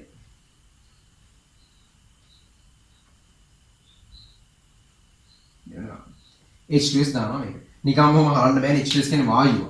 H2S කියන වායුවක් නිසා ඒක ගිලිම ඒකට බුබුල්නේ කරනවා කියලා අපි කියන්නේ. H2S වායුව බුබුල්නේ කරනවා. දැන් මෙහෙමයි. කැටායන විශ්ලේෂණයේ දෙවනි කාණ්ඩය සහ හතරවෙනි කාණ්ඩය කියන කාණ්ඩ දෙකේදීම කැටායන විශ්ලේෂණයේ 2 සහ 4 කියන ඒ දෙකේම අපි කරන්නේ H2S බුබුල්නේ තමයි. 2 සහ 4 කියන කාණ්ඩ දෙකේම H2S බුබුල්නේ කරන්නේ. දැන් මේ අපි ඉන්න කාණ්ඩ මොකද්ද? දෙවෙනි කාණ්ඩ. අනේ දෙවෙනි කාණ්ඩ H2S බුබුල්නේ කරනවා. නමුත් ඔය දෙකේ වෙනස තමයි මාධ්‍ය. ඒ H2S බුබුල්නේ කරන්නේ ආම්ලික මාධ්‍යයකදීද වාෂ්මික මාධ්‍යයකදීද කියන එක තමයි දෙවෙනි කාණ්ඩය සහ හතරවෙනි කාණ්ඩය කියන ඒ තැන් දෙකේ තියෙන ප්‍රධාන වෙනස වෙන්නේ. එච්චරයි වෙනස. ඒකට බුබුල්නේ කරන්නේ H2Sම තමයි. දැන් මෙතන මාධ්‍ය ආම්ලිකද වාෂ්මිකද? ඔයාලා මොකද්ද හිතන්නේ? හිතන්න බලන්න මේ මාධ්‍ය මේ පළවෙනි පෙරණය ආම්ලිකද වාෂ්මිකද? පළවෙනි පෙරණේ මොනවද දාන්නේ? තනුගෙච්චිය. තනුගෙච්චිය දැන් මොනවද අවක්ෂේප වෙන්නේ? Cl- ලා අවක්ෂේප වෙනවා. කවුරු ඉතුරු වෙනවද නම් මේක? H+ ලා ඉතුරු වෙනවා. ඒත් අනිවාර්යෙන් මේ ද්‍රාවණය ආම්ලිකයි. මේක ආම්ලික ද්‍රාවණය. එතකොට ආම්ලික ද්‍රාවණයකටයි මම H+ බුබුල්නේ කරන්නේ. මාධ්‍ය අමුතුවෙන් ආම්ලික කරලා යුතු නෑ. පිටින් ඕකට H+ මොකුත් දාලා එහෙම මොකුත් කරන්න ඕනේ. දැනටත් මේක ආම්ලිකයි. ඒතර ආම්ලික තැනකට තමයි H2S බුබුල්නේ වෙන්නේ. ඒතර මම මේක ලියන්න පුළුවන්. H2S බුබුල්නයක් කරනවා. නමුත් ඒක සිද්ධ වෙන්නේ විශේෂයෙන්ම ආම්ලිකව තැනක. ආම්ලික මාධ්‍යයකට ඔය වැඩේ වෙන්නේ නැහැ. තමයි මෙතන කරන එක මට සරලව ගෙඩියෙන් කියන්න පුළුවන් ආම්ලික මාධ්‍ය H2S බුබුල්නයක් කියලා. මම කරන්නේ ආම්ලික මාධ්‍ය H2S බුබුල්නයක්. නමුත් එතන මාධ්‍ය ආම්ලික කිරීම මම ආයාසයෙන් කරේ නෑ. ඒක පළවෙනි කාණ්ඩෙන් එනකොටම කරගෙන ආවේ. මම කියලා දැන් වන්න අලුතෙන් කරේ H2S බුබුල්නේ විතරයි. ඔය විදිහට ආම්ලික මාධ්‍ය H2S බුබුල්නේ කරනකොට හරි අවක්ෂේප 9ක් හම්බ වෙනවා. ආම්ලික මාධ්‍ය H2S බුබුල්නේ කරනකොට අවක්ෂේප හම්බ වෙනවා 9ක්. 9ක්. සිල්ලනේ 9ක්. 4ක් කළු පාටයි. 4ක් කළු පාටයි. 3ක් කහ පාටයි. 3ක් කහ පාටයි. ඒතර ඔක්කොම 7යි. තව දෙකක් නේ තියෙන්නේ. එකක් දුඹුරු පාටයි. අනිත් එක තැඹිලි පාටයි. මාරයිනේ. කළු පාට 4ක් ඉන්නවා. කහ පාට 3ක් ඉන්නවා. තැඹිලි පාට එකෙක් ඉන්නවා. දුඹුරු පාට තව එකෙක් ඉන්නවා. තැඹිලි පාට එක්කෙනෙක් ඉන්නවා. දුඹුරු පාට තව එක්කෙනෙක් ඉන්නවා. කළු පාට 4යි. කහ පාට 3. එක එක මොනවද කියලා බලන්න යනවා. බලන්න වෙයි. කළු පාට 4 දෙනා බලමු මුලින්ම. සල්ෆයිඩ් අවක්ෂේප මම මෙලෙස කරන්නේ. සල්ෆර් ඉන්නවද නේ? CuS. එක කළු පාටක් ඉන්නේ. ඊට පස්සේ මම මෙහෙම ගන්නවා. PbS. ලෙඩ් සල්ෆයිඩ් එක කළු පාටක්. ඊට පස්සේ HgS. ඒත් කළු පාටක්. ඊට පස්සේ CuS කොපර් සල්ෆයිඩ් කළු පාටක් කෙනෙක්. සාවසාන වශයෙන් බිස්මත් සල්ෆයිඩ් එක Bi2S3. ඔය විදිහට කළු පාට අවක්ෂේප අතර මේ කියන හතර දෙක. දැන් මෙතන කතාව මෙන්න මේකයි. දැන් ඔයගොල්ලන්ට මේක දැක්කම ප්‍රශ්න එන්න ඕන ටිකක් තියෙනවා. එකක් තමයි PB කළු අවක්ෂේප කරනවා නේද? පළවෙනි කාණ්ඩේ අවක්ෂේප කරනවා නේද? ඔව්. ඒක පළවෙනි කාණ්ඩේ අවක්ෂේප වුණා නම් මෙතන ඉන්නේ. අපි ඒ කෑල්ල අයින් කරලා උඩු ගිය ද්‍රාවණය නම් මෙතෙන්න ගත්තේ. දැන් PB ටික කොහෙද ඉන්නේ? අවක්ෂේප ඇතුලේ තමයි ඉන්නේ. අවක්ෂේප ඇතුලේ තමයි PB ඉන්නේ. අපි ගන්නේ උඩු ගිය ටික විතරයි. දැන් එහෙනම් මෙතන H2S එක අවක්ෂේප වෙන්න ලෙඩ් ආවේ කොහෙන්ද? ප්‍රශ්නයක් වෙන්නේ වෙන්නේ. දැන් පළවෙනි කාණ්ඩේදී ලෙඩ් ටික අවක්ෂේපය වුණා නම් ඒ ටික පතුලේ තියෙදි උඩු ගිය ටික විතර නම් මම ගත්තේ. කොහොමද කියන්නේ කාබෝසරයක් ලෙඩ් සල්ෆයිඩ් විතර අවක්ෂේප වෙන්නේ? ලෙඩ් සල්ෆයිඩ් අවක්ෂේප වෙන්න මෙතන අනිවාර්යෙන් ලෙඩ් තිබිලා පැනේ. නිකන් ලෙඩ් දෙන්නේ නැහැ H2S බුබුල්නේ කරා කියන්නේ. ඒත් ඒ කියන්නේ මෙන්න මෙහෙම දෙයක් තියෙනවා නමයි. PbCl2 කියන පළවෙනි කාණ්ඩේ වෙච්ච අවක්ෂේපයේ මද වශයෙන් ද්‍රාව්‍ය කෙනෙක් ජලය. ජලයේ මද වශයෙන් ද්‍රාව්‍ය කියලා කියන්නේ එයා වතුරේ යම් ප්‍රමාණයක් දිය වෙනවා සහ යම් ප්‍රමාණයක් අවක්ෂේප වෙනවා. භාගයට දිය වෙනවා භාගයක් අවක්ෂේප වෙනවා. ඒ වගේ දෙයක්. ඒතර අන්න ඒ වගේ තැනක උඩුගිය ද්‍රාවණයේ සැලකියුතු Pb2+ ප්‍රමාණයක් තියෙනවා. අවක්ෂේපයේ තියෙනවා. උඩුගිය ද්‍රාවණයේ තියෙනවා මද වශයෙන් ද්‍රාව්‍ය කියන එහෙම දෙයක්. අන්න ඒ කියන කාරණාවත් එක තමයි Pb මේ කාණ්ඩෙත් අවක්ෂේප වෙනවා මෙතනත් අවක්ෂේප වෙන්නේ. ඒක ඉතින් ඉස්සරහට නම් යන්නේ නැහැ. මෙතනින් කතන්දරේ ඉවරයි. හරි. එහෙම නැතුව කලින් කාණ්ඩේ හිටපු කෙනෙක් දැන් කාණ්ඩ එකක් ඉන්න බෑ. මාරවුලක් නේක. කලින් කාණ්ඩේ තව අවක්ෂේප වල දනුත් කොහොමද අවක්ෂේප වෙන්නේ? අවක්ෂේප වුණාට පස්සේ අපි උඩු ගියට විතරනේ ගන්න. හැබැයි මෙතන PbCl2 මොකක්ද? PbCl2 මොකකින්ද දාගන්න එකට? ජලයේ මද වශයෙන් ද්‍රව්‍ය හින්දා ඒක. ඒකයි. ගසුකන ඉතින් PB විතර එජ්ජිත් කලින් හිටියනේ. එජ්ජිත් කලින් හිටියා නේද? මොනවද කලින් හිතුම් දෙනා? AgCl HgCl PbCl2. කලින් එකේ හිටියේ Hg1 ද Hg2 ද කියන්නකො මතක් කරගන්න. කලින් පළවෙනි කාණ්ඩේ අවශ්‍ය වෙන Hg1 ද Hg2 ද. ඒ Hg1 තමයි. මේ ඉන්නේ Hg2 මෙයා 2 නෙමෙයි මෙතන කැටාරේ ගත්තොත් එයා Pb2 ඉන්නේ. මෙතන කැටාරේ ගත්තොත් Hg2 නෙමෙයි. ඒ කියන්නේ මේ කලින් එක කරන්නේ මේ වෙන එකෙක්. නිකන් බැලුවට Hg කියන අකුරු ටික ගලපුණාට ඒ ඉන්නේ කලින් කරන්නේ එයා වෙන එකෙක්. එතන අවුලක් නෑ මොකද. මේ කලින් එක කරන්නේ නෙමෙයි. අර බැලුවට හිතනවා Hg මනේ ආපහු වෙන්නේ. නෑ නෑ. ඒ කලින් හිටියේ Hg1+. මේ ඉන්නේ Hg2+ මෙයා වෙන එකෙක්. ඒ නිසා මෙයා හිටියේ මේ ගැටලුවක් නෑ අපිට. එතකොට ළමයින්ට ටික කාලෙකින් පැටලෙනවා දැන් පළවෙනි කාණ්ඩේ Hg හිටිය දෙවෙනි කාණ්ඩේ Hg හිටිය කොයි එකේද 1+ කොයි එකේද 2+ කියලා මතක නැහැ. ඒක මතක තියාගන්න මොකුත් මහන්සි වෙන්න දෙයක් නැහැ. පළවෙනි කාණ්ඩේ ධන 1 දෙවෙනි කාණ්ඩේ ධන 2. හරි. අර Hg පළවෙනි කාණ්ඩේ තව අවශ්‍ය වෙනවා Hg ගෙම කෙනෙක් දෙවෙනි කාණ්ඩේ තව අවශ්‍ය වෙනවා. පළවෙනි කාණ්ඩේ අවශ්‍ය වෙන්නේ ධන 1. දෙවෙනි කාණ්ඩේ අවශ්‍ය වෙන්නේ ධන 2. ඉතින් අංකේ ගැලපෙනවා. හරි. එහෙනම් ඒක පැටලෙන්නේ නැහැ ඕගොල්ලන්ට. අදට Hg සල්ෆයිඩ් එක ඒත් කළු පාට කෙනෙක් ඔබ මේ සෙට් එකම කළු පාට අවශ්‍යයි. ඔක්කොම කළු පාට අවශ්‍යයි. කළු පාට හතර දෙනා හරි. දැන් කහ පාට තුන් දෙනා බලමු අපි. කහ පාට දැන් මෙතන අනිත් පැත්තේ තමයි කොපර් සල්ෆයිඩ් සහ බිස්මත් සල්ෆයිඩ්. දැන් කහ පාට කට්ටිය. කහ පාට කට්ටිය ගත්තාම ධන 2 2+ කැටායනයක් තියෙනවා. ධන 3 එක්කෙනෙකුත් ඉන්නවා. ධන 4 එක්කෙනෙකුත් ඉන්නවා. ඒ කියන්නේ ධන දැන් මෙතන නම් කළු පාට ගත්තම 3 දෙනෙක් ධන 2 එක්කෙනෙක් ධන 3නේ. මෙතන 3 දෙනා ඔක්සිකරණාංක 3 ගෙව නැත්නම් ආරෝපණ 3ක ඉන්නේ. ධන 2 එක්කන කැඩ්මියම් සල්ෆයිඩ්. ධන 3 එක්කන ආසනික් සල්ෆයිඩ්. ධන 4 එක්කන ටින් සල්ෆයිඩ් එක ධන 4 වෙන්නේ SnS2 උනොත්. ඔන්න ඒකයි. හරි. කැඩ්මියම් සල්ෆයිඩ්, ආසනික් සල්ෆයිඩ් සහ ටින් සල්ෆයිඩ් කියලා තුන් දෙනා මේ තුන් දෙනා කහ පාටයි. මේ තුන් දෙනා ඔන්න කහ පාට තුන. කොහොමද මතක තියාගත්තේ 2 3 4ට ගැලපෙන අය ඉන්න ඕන කිව්වා. 2ට කැඩ්මියම් සල්ෆයිඩ්, 3ට ආසනික් සල්ෆයිඩ්, 4ට ටින් සල්ෆයිඩ්. ටින්ගෙම ධන 2 එකන SnS ටින් වලම ධන 2. මෙතන ධන 2 තියෙනවා. එයා ඔතන අවක්ෂේප වෙනවා. එයා ඇවිල්ලා දුඹුරු පාටයි. එයා දුඹුරු පාටයි. ඊළඟට වෙනම කෙනෙක් ඇන්ටිමනි Sb2S3 ඇන්ටිමනි කියන එක නා මෙයා ඇවිල්ලා තැඹිලි පාටයි. මන්න එයා තැඹිලි ඇන්ටිගෝනියන් ගැලපෙනවා වගේ. ඇන්ටිමනි ඇන්ටි කියන ගැලලත් එක තැඹිලි පාටනේ සෙට් වෙනවා වගේ කියලා මම දැන් ළමයින්ට කොහොමද කියලා. ඒව සමහරව දෙන අපිට නිකන් සමහරව හිතන්න බැරි විදිහට ගැලපෙනවා වගේ දේනවා. වෙන එකකට ඒක මිලෝ ගැලපීමක් නැති වෙන්න පුළුවන්. මොකද අපිට එහෙම හිතනවා මේක මට ඒ වගේ කියලා කාලේ මට ඇන්ටිමනි ගෝනියන් තැඹිලි වගේ නේ හිතෙනවා. කොහොම හරි කැතයිනේ මම කියන්නේ තැඹිලි පාට ආක්ෂේපයක් පොඩ හිතන්නකෝ. ඒ වගේ අර විකෘති එකක් තමයි ඇන්ටිමනි සල්ෆයිඩ් කියලා කියන්නේ. මෙච්චරම තමයි තැඹිලි පාට ආක්ෂේපයක් මුළු ඉනෝගනික් සිලබස් එකට හම් වෙන්නේ. කොහේ හරි නිකන් තැඹිලි පාට ආක්ෂේපයක් ඇති වෙයි කියලා දැක්කොත් මෙච්චරමයි. අපේ ඉරල් සිලබස් එක වල කොහෙම හරි කමක් නැහැ දැක්කොත් ගියන් තැඹිලි පාට ආක්ෂේපයක් යන්තම් හරි ගෑවිලා යනවා. නෙවෙයි ඇන්ටිමනිම මතක් වෙන්න ඕන ඕගොල්ලෝ. හරි. ඇන්ටිමනි සල්ෆයිඩ් එක තැඹිලි පාට. ඒක වෙනම එකක්. ඊට පස්සේ දැන් අර ටින් එක කතන්දරේ. ධන 2ක් අවක්ෂේප වෙනවා. ටින්ගේ ධන 4ක් අවක්ෂේප වෙනවා. ටික දවසක් යනකොට ඕගොල්ලන්ට අපව මතක නැහැ. ටින්ගේ ධන 2 කළු පාට දැන් කහ පාටද කාලු පාටද දුඹුරම මොකුත් මතක නැහැ. හරි. මෙන්න මෙහෙමයි කතාව. කහ පාට 3 දෙනෙක් ඉන්නවනේ. ධන 2 එක්කෙනෙක් ඉන්නවා, ධන 3 එක්කෙනෙක් ඉන්නවා, ධන 4 එක්කෙනෙක් ඉන්නවනේ. එතන ටින්ගේ දැන් කැඩ්මියම් ගියා ධන 2ට. ආසනික් ගියා ධන 3ට. ආයේ ටින්ගේ ධන 2ට ඉඩක් නැහැ. මොකද ධන 2ට දැනට එක්කෙනෙක් තැන වෙන් කරගෙන තියෙන්නේ. ආයේ ධන 2 එක්කනවා ඉතින් දාව ධන 2 දෙන්නෙක් නෙහෙම වෙන්න බෑ. ටින්ගේ තමයි ධන 4 එක්කනා ඉන්නේ. කොහොමද ධන 2 ධන 3 ධන 4 පෙන්වන්න ඕන නම් මේ මුළු කතාවම ඇතුලේ ධන 4 කැටායනයක් තියෙන ටින් 4+ එක විතරනේ. නිසා ධන 4 කියන තැනට ටින් 4+ යනවා. ධන 2 කියන තැනට කැඩ්මියම් වෙනවා. ධන 3ට ආසික් වෙනවා. ටින්ගේ ධන 2ට ඉතුරු වෙන්නේ දුඹුරු පාට ගන්න. හරි. ඒ නිසා ඒක පටලවා ගන්න එපා. පටලවා ගන්න ඕන නැහැ. ධන 2 ධන 3 ධන 4 කියලා තුනක් තමයි කහ පාට තුන් දෙනාට එකිනෙකට වෙනස් ඔක්සිකරණාංග තුනක් තියෙන්නේ. ඒතර ධන 2ට කහ පාට එක්කනා විදිහට කැඩ්මියම් සල්ෆයිඩ් තැන ගත්තට පස්සේ ආයෙ ටින්ගේ ධන 2ටත් එතෙන් එන්න විදිහක් නැහැ. නිසා එයා එතනින් අයින් වෙලා කියලා දුඹුරු පාටක් වෙන්නවා. ටින්ගේ ධන 4 තමයි කහ පාට වෙන්නේ. එක ආසනික ධන 3ක් කහ පාට වෙන්නවා. ඇන්ටිමනි සල්ෆයිඩ් එක වෙනම අමුතුම එක්කෙනෙක් තැඹිලි පාටක් වෙන්නවා. අවක්ෂේප 9ක්. 1 2 3 4යි 5 6 7යි 8යි 9යි. මේ ඔක්කොම මතක තියෙනවා මෙහෙම පාටවලුත් එක්කම. ඔය සේරම පාටවල් ආරෝපණ කොහොම එක නිවැරදිව මතක තියෙන්න ඕන. හරි. ඒකත් එක කතන්දරයක්. දැන් මේ අවක්ෂේප වලට අපි කියනවා මේක පස්සේ ඉන්නේ හරියටම කතා කරන්නේ අපි ද්‍රාව්‍යතා ගුණිතය කියන මාතෘකාවෙදී. අපි කියනවා මේ අවක්ෂේප සුපිරි අවක්ෂේප කියලා. එන්නේ අවක්ෂේපයක් සුපිරි නැත්නම් මේ අවක්ෂේප හොඳ අවක්ෂේප කියලා අපි කියනවා. දැන් අවක්ෂේපයක් හොඳ වෙන්නේ කොහොමද?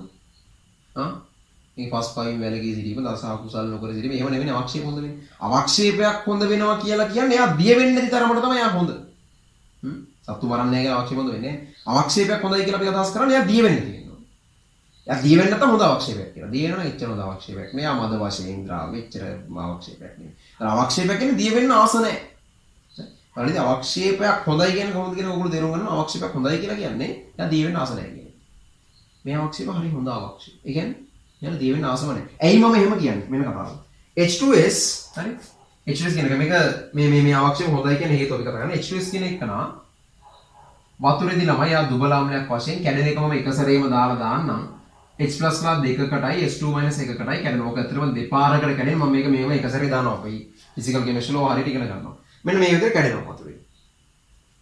දැන් මෙන්න මෙහෙම කතාවක්. මාධ්‍ය ආම්ලිකයි. ඇයි ආම්ලික උනේ? ඇයි ආම්ලික උනේ මතක් කරන්න. ඇයි මාධ්‍ය ආම්ලික උනේ? පළවෙනි කාණ්ඩේ දැම්මේ තනුක HCl. තනුක HCl ගෙන් ආපු H+ ලා පළවෙනි පෙරණිය ඇතුලේ හිටියා. අපි මේ දෙවෙනි වැඩේට ගන්නේ පළවෙනි පෙරණිය. ආයෙ නිසා මාධ්‍ය ආම්ලික. හරි. එතන මාධ්‍ය ආම්ලික කියන්නේ මේක H+ ලා දැනටම සැලකුණු ප්‍රමාණයක් තියෙනවා. H+ ලා දැනටම වැඩි. පළවෙනි කාරණාව විදිහට මට කියන්න ඕනේ H+ ලා දැනටම වැඩි කියලා. දැන් මෙන්න මෙහෙම එකක් තියෙනවා. අපි ඉස්සරහට රසායනික සමතුලිතතාවය ඉගෙන ගන්නවා ලේචැට්ලිය මූලධර්මය කියන එක. ලේචැට්ලිය මූලධර්මය අනුව කියවෙන්නේ සමතුලිත පද්ධතියක කවුරු හරි කෙනෙක් වැඩි වෙනවා නම් හරි අඩු වෙනවා නම් හරි මොකක් හරි වෙනසක් වෙනවා නම් බලපෑමක් වෙනවා නම් සමතුලිත පද්ධතියට ඒ බලපෑම අවම වෙන විදිහට පද්ධතිය නැවත සකස් වෙනවා කියන්නේ. ඒ කියන්නේ සමතුලිතෙට H+ හරි මොනවා හරි වැඩි වුණාම නේ ඉන්න බෑ වගේ එකක් වෙනවා. නේ අවුල් වගේ. නේ එයා ඒක අඩු කරගන්න විදිහට වැඩේ කරගන්නවා. එතන මොකද උනේ මෙතන H+ වැඩි පටන් ගන්නවා. එයාට ඕන වෙනවා H+ අඩු කරගන්න. දැන් ප්‍රතික්‍රියාව මේ පැත්තට ගියොත් වෙන්නේ තව H+ හැදෙන එකනේ H2S කැඩි කැඩි H+ හැදෙන එකනේ දකුණු පැත්තට වෙන්නේ. H+ අඩු කරගන්න මට සිද්ධ වෙන්නේ මේගොල්ලන්ව මෙහාට අරන් එන්නේ. ඒකට H+ ලා H2 - ලා එකතු වෙලා H2S ලා හැදෙන එකනේ. ඒතර මෙයාලා වැඩි වෙනවා අරගොල්ලෝ අඩු වෙන එක නෙවෙයි. එහෙනම් සමතුලිතතාවය මට සිද්ධ වෙනවා මේ පැත්තට අරගෙන යන්න. මට නෙවෙයි පද්ධතිය වැඩි කරගන්නවා. හරි. මෙයා වැඩි වුණා මෙයා අඩු කර ගැනීම පිට සමතුලිතතාවය මෙහාට අරගෙන යනවා. ඒතර සමතුලිතතාවය එහාට අරගෙන යනකොට මෙයා අඩු වෙනවා. ඇත්ත.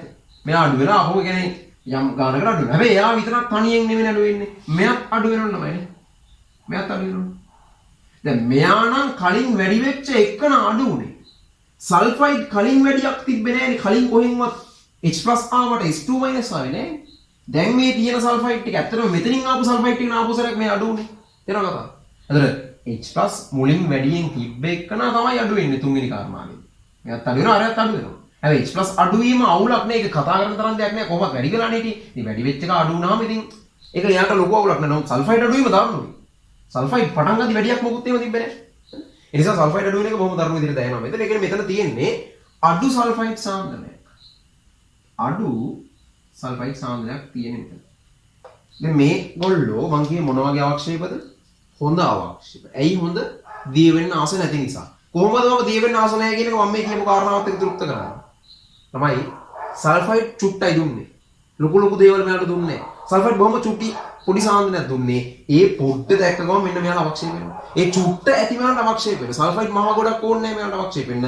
හොඳ අවක්ෂේප. වැඩි දේවල් ඉල්ලන්නේ නැහැ. හරි හොඳයි. හරි. පොඩ්ඩක් දෙන්න මට ඔය ඇති කියලා අවක්ෂේප වෙනවා. එතකොට මේකේ අවක්ෂේප 9 දෙනා හරි හොඳ අවක්ෂේප. ඇයි මම එහෙම කියන්නේ? මෙයාට සල්ෆයිඩ් චුට්ටක් තිබ්බම ඇති ඒගොල්ලෝ අවක්ෂේප වෙනවා. පස්සේ හම්බ වෙනවා හතරවෙනි කාණ්ඩෙත් මම කියන H2S මූලණය කරන්න කියලා 2 4 2 නරක අවක්ෂේප ටිකක් හම්බ වෙනවා. එහෙම නරකයි කියන්නේ අපි. නමුත් හොඳ නැති අවක්ෂේප. ඒක සෙට් එකක් හම්බ වෙනවා. ඒතර ඔන්න අඩු සල්ෆයිඩ් සාන්ද්‍රණයක් යටතේ මේගොල්ලෝ හම්බ වෙන්නේ. ඒ නිසා මේගොල්ලෝ අපි කියනවා ටිකක් අවක්ෂේප වෙන්න කැමැත්ත වැඩි. වඩා හොඳ අවක්ෂේප සෙට් එකක් තමයි දෙවෙනි කාණ්ඩේ හම්බ වෙන්නේ. අනු පළවෙනි කාණ්ඩේ නිකම්ම දීලා තියෙනවා වාජනේ. ඒතර මේ වාජනේට අපි දානවා තනුක HCl. දැන් තනුක HCl දැම්මට පස්සේ අවක්ෂේප හම්බ වෙනවා සුදු පාට අවක්ෂේප 3. 1 AgCl 2 HgCl නැත්නම් Hg2Cl2 3 EbCl2 සුදු පාට අවක්ෂේප 3. එක එකනවා වෙන් කර ගන්නත් එක ක්‍රම කියලා දීලා තියෙනවා. කොහොමද AgCl වෙන් කරගන්නේ? තනුක ඇමෝනියා. PbCl2 වෙන් කරගන්න ක්‍රම දෙකක් කිව්වා. රත් කරොත් දිය වෙනවා. සාන්ද්‍ර HCl දැම්මාම දිය වෙනවා. Hg2Cl2 ඒ මොන විදිහටවත් දිය වෙන්නේ ඒකෙන් එයාවත් වෙන් කරගන්න පුළුවන්. දෙවෙනි කාණ්ඩෙදි කරන්නේ පළවෙනි කාණ්ඩේ පෙරණේ ගත්තා. මාධ්‍ය දැනටම ආම්ලිකයි. H2S වායුව බූලණය කරන එක තමයි 2 4 කියන අවස්ථා දෙකේම කරන්නේ. H2S බූලණය කරා. අවක්ෂේප 9ක් හම්බුණා. කළු පාට 4යි. එක්කෙනෙක් පළවෙනි කාණ්ඩෙත් අවක්ෂේප වෙච්ච එක PbCl2 විදිහට එතන හිටියා. දැන් PbS විදිහට අවක්ෂේප වෙන කළු පාට එක්කෙනෙක්. අනිත් එක්කන බැලුවට හිතුණා පළවෙනි කාණ්ඩේ අවක්ෂේප වුණා කියලා. නෑ මට වැරදිලා මේ වෙන එකෙක්. අර හිටියේ Hg ධන එක දැන් Hg ධන දෙක අවක්ෂේප වුණා HGS විදිහට. ඊට පස්සේ කොපර් සල්ෆයිඩ් කියලා අදාළම නැති කෙනෙක්. ඊට පස්සේ බිස්මත් සල්ෆයිඩ් Bi2S3 අවක්ෂේප වුණා කළු පාට 4 දෙනා. මේ වල. ඊට පස්සේ කහ පාට අවක්ෂේප 3ක් හම්බ වෙනවා. මේ තුන් දෙනා එකිනෙකාට වෙනස් ඔක්සිකරණාංක දෙනවා. දැන් දෙකට අදාළ එකයි, දැන් තුනට එකයි, දැන් හතරට එකයි.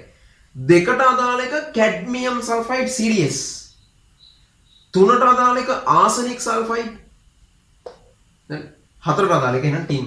ටින් විතරයි මෙතන හතර පින්නන එක කරගෙන නේද? ටින් තමයි හතරට අදාළ එක න කහපාට එක න. ටින්ගේ හතර විතරක් නෙවෙයි ටින් දන දෙකක් මෙතන අවශ්‍ය වෙනවා. එහෙනම් එයාට දූර පාට තෝරගන්න වෙනවා. සාමුතුම එක්කන මම කැමති වෙන දේ එක්කන අමුතුම පාටක් තියෙන එක්කන සිලබස් එකට මෙච්චරයි ඉන්නේ. තැවිලි පාට එක්කන කවුද? ඇන්ටිමනි සල්ෆයිඩ් එක sp2s. හරි.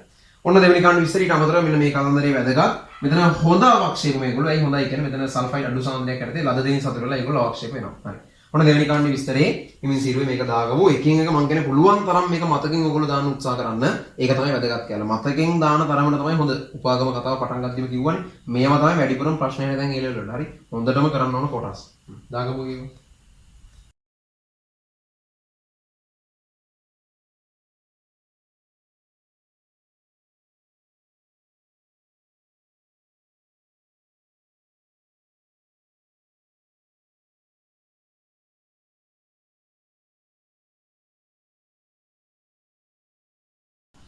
ඒ දෙවෙනි කාණ්ඩනේ.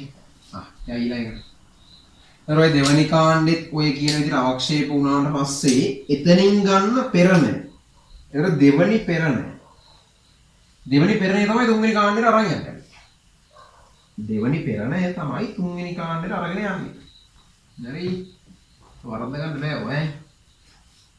තුන්වෙනි කාණ්ඩේ ආරම්භ කරන්නේ තුන්වෙනි පෙරණෙන් එන්නේ දෙවෙනි පෙරණෙන් පටන්. තුන්වෙනි කාණ්ඩේ තමයි ඇත්තටම තුන්වෙනි කාණ්ඩේම තමයි. ඒ මොකද ඒක? ආයෙ කියනවා. තුන්වෙනි කාණ්ඩේ ඇත්තටම තුන්වෙනි කාණ්ඩේම තමයි. ඒක අනිත් කාණ්ඩ දෙවෙනි එක දෙක නෙමෙයි, එක නෙමෙයි. ඒවා එක දෙක තමයි. හැබැයි තුන්වෙනි කාණ්ඩේ ඇත්තටම තුන්වෙනි කාණ්ඩේ තමයි. ඒක මෙහෙමයි.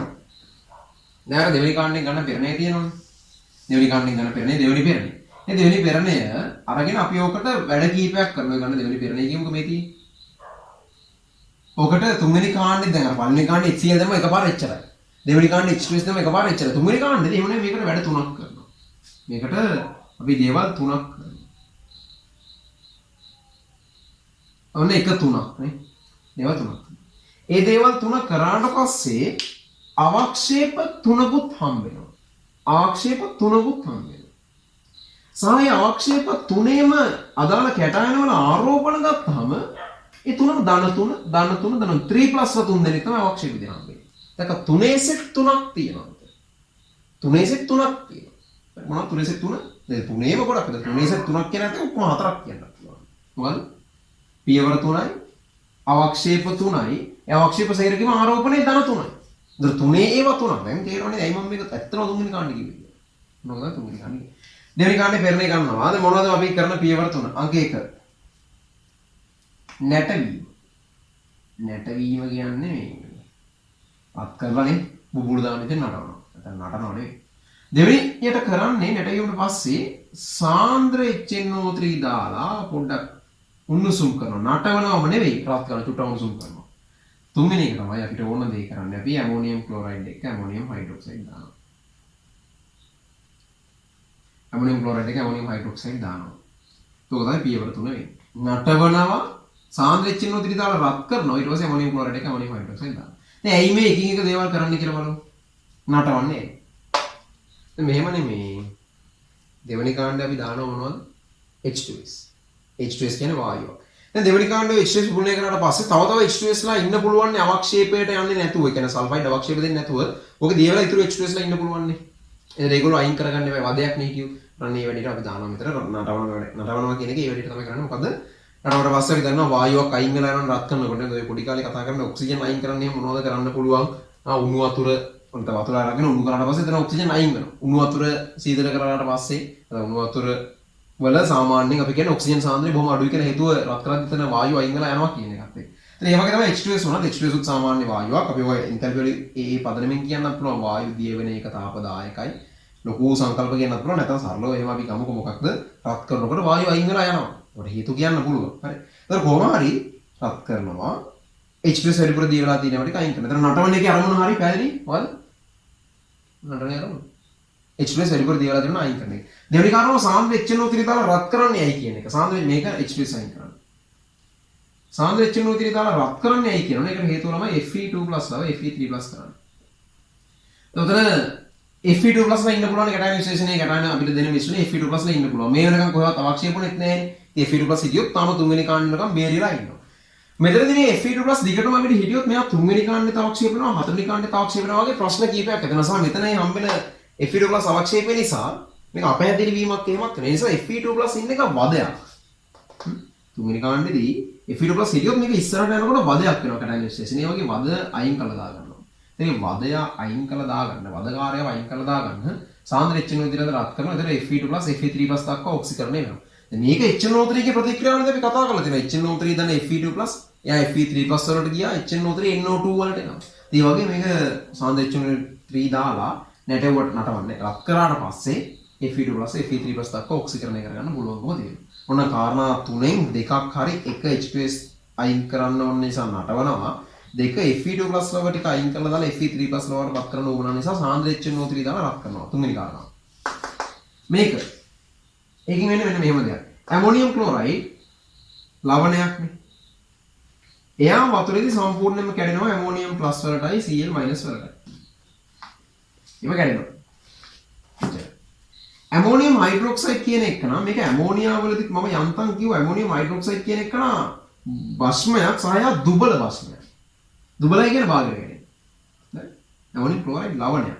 ලවණ සම්පූර්ණයෙන් කැඩෙනවා මේ වතුරේදී. ලවණ වතුරේදී වෙන ඕන කෙනෙක් සම්පූර්ණයෙන් යනකොට කැඩෙනවා. මේ දුර්වල භස්මයක් යා වතුරේදී භාගයට තමයි කැඩෙන්නේ NH4+ වලට සහ OH- වලට බොහොම සුළු ප්‍රමාණයක් කැඩෙනවා. දැන් ඊළඟදී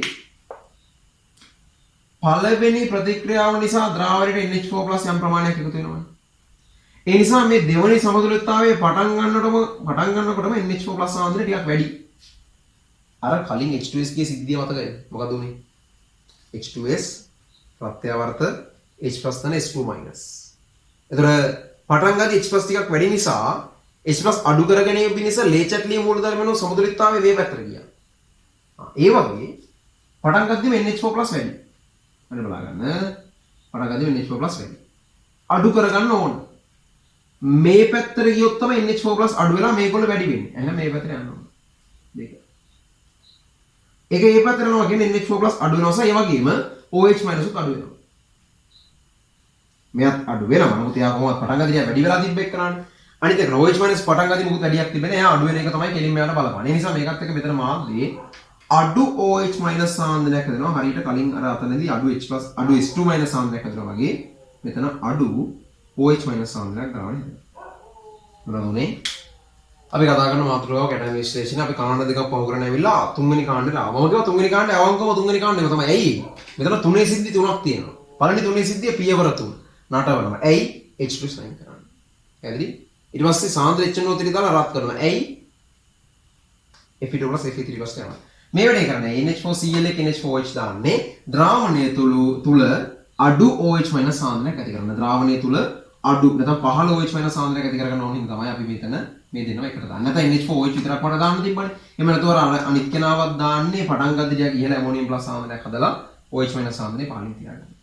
ඔය වැඩ කරනකොට හම්බ වෙනවා මම කියවා වගේ අවක්ෂේප තුනක්. අවක්ෂේප තුනක්. එක ඇලුමිනියම් හයිඩ්‍රොක්සයිඩ්. දෙක ක්‍රෝමියම් හයිඩ්‍රොක්සයිඩ්. තුන යකඩවල FeOH3 අර යකඩ දන්න දෙකවල් ඉන්නවනම් ඒ සේරම දන්න තුනට අරන් යනවා කියවනේ. ඒ දන්න තුන මෙතනදී අවක්ෂේපලා ඉවර වෙනවා. හරි. මේකලගේ පාට ඕන. ඇලුමිනියම් නම් අපි කතා කරලා තියෙන 13 වෙනි කාණ්ඩයේදී සුදු ජෙලටිනීය. මේ අපි කියන්නේ නිල් කොළ කියලා.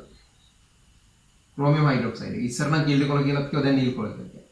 මේක නා ෆෙරික් හයිඩ්‍රොක්සයිඩ් එක රතු දුමුරු මලකඩවල පාට අන්න ඒකට කිට්ටුයි. දැන් ෆෙරික් යකඩවල මෙයාම පොඩ්ඩක් වෙනස් වෙන එකක් නේ තමයි මලකඩ කියලා කියන නිසා මේකේ පාට මලකඩ වලටම කිට්ටුයි. ඒක මම තියාගන්න පුළුවන් නේ යකඩ කිව්වම අපිට ඔලුවට එන එකක් නේ මලකඩ කියලා කියන්නේ. ඒතර ෆෙරික් හයිඩ්‍රොක්සයිඩ් එකේ මලකඩ පාටට කිට්ටුයි නැත්නම් රතු දුමුරු පාටයි.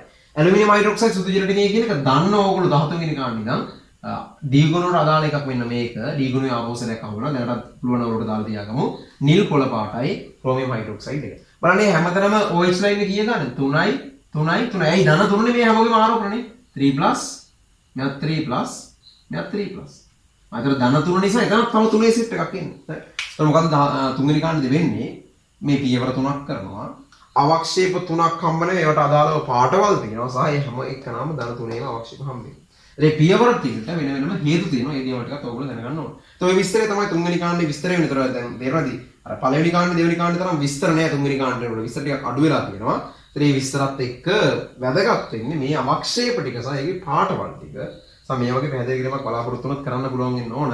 මොකද මේක නම් ළමයි ඔයගොල්ලෝ හරියටම ඉගෙන ගන්න පස්සේ ඉස්සරහට ෆිසිකල් කෙමිස්ට්‍රි වල පාඩම් එක්ක. දැනට නිකන් දල වශයෙන් මේක වැඩි වුණා මෙහෙම අඩු වෙනවා. එතකොට OH අඩු වෙලා කොහොමද අඩු OH සාන්ද්‍රයක් එනවා කියවම ඇති. දැන් මෙතන මෙහෙම දෙයක් තියෙනවා කියන්නේ. ඒ ඇයි අඩු OH සාන්ද්‍රණයක්? OH සාන්ද්‍රණය වැඩි වුණොත් මොකද්ද වෙන්නේ? වැඩි වුණොත් මෙතනදී තව සමහරව අවක්ෂේප වෙන්න පටන් ගන්නවා එකක්. උදාහරණයකට මැග්නීසියම්. මැග්නීසියම් කියන එක නෑ මෙතන අවක්ෂේප වෙන්න පටන් ගන්න පුළුවන් OH සාන්ද්‍රණය අඩු නැතුව ටිකක් සැලකුතු ගන්නක් තිබුණ නැත්නම් මේ වගේ දෙයක් කරේ නැත්නම් මෙතන මැග්නීසියම් අවක්ෂේප වෙන්න ඉඩ තියෙනවා. ඒතර ඒ වගේ දේවල් මග අරව ගන්න හැකියාව වෙලා තියෙනවා. මෙතන OH ටිකක් අඩු සාන්ද්‍රණයක තියාගන්න එකයි.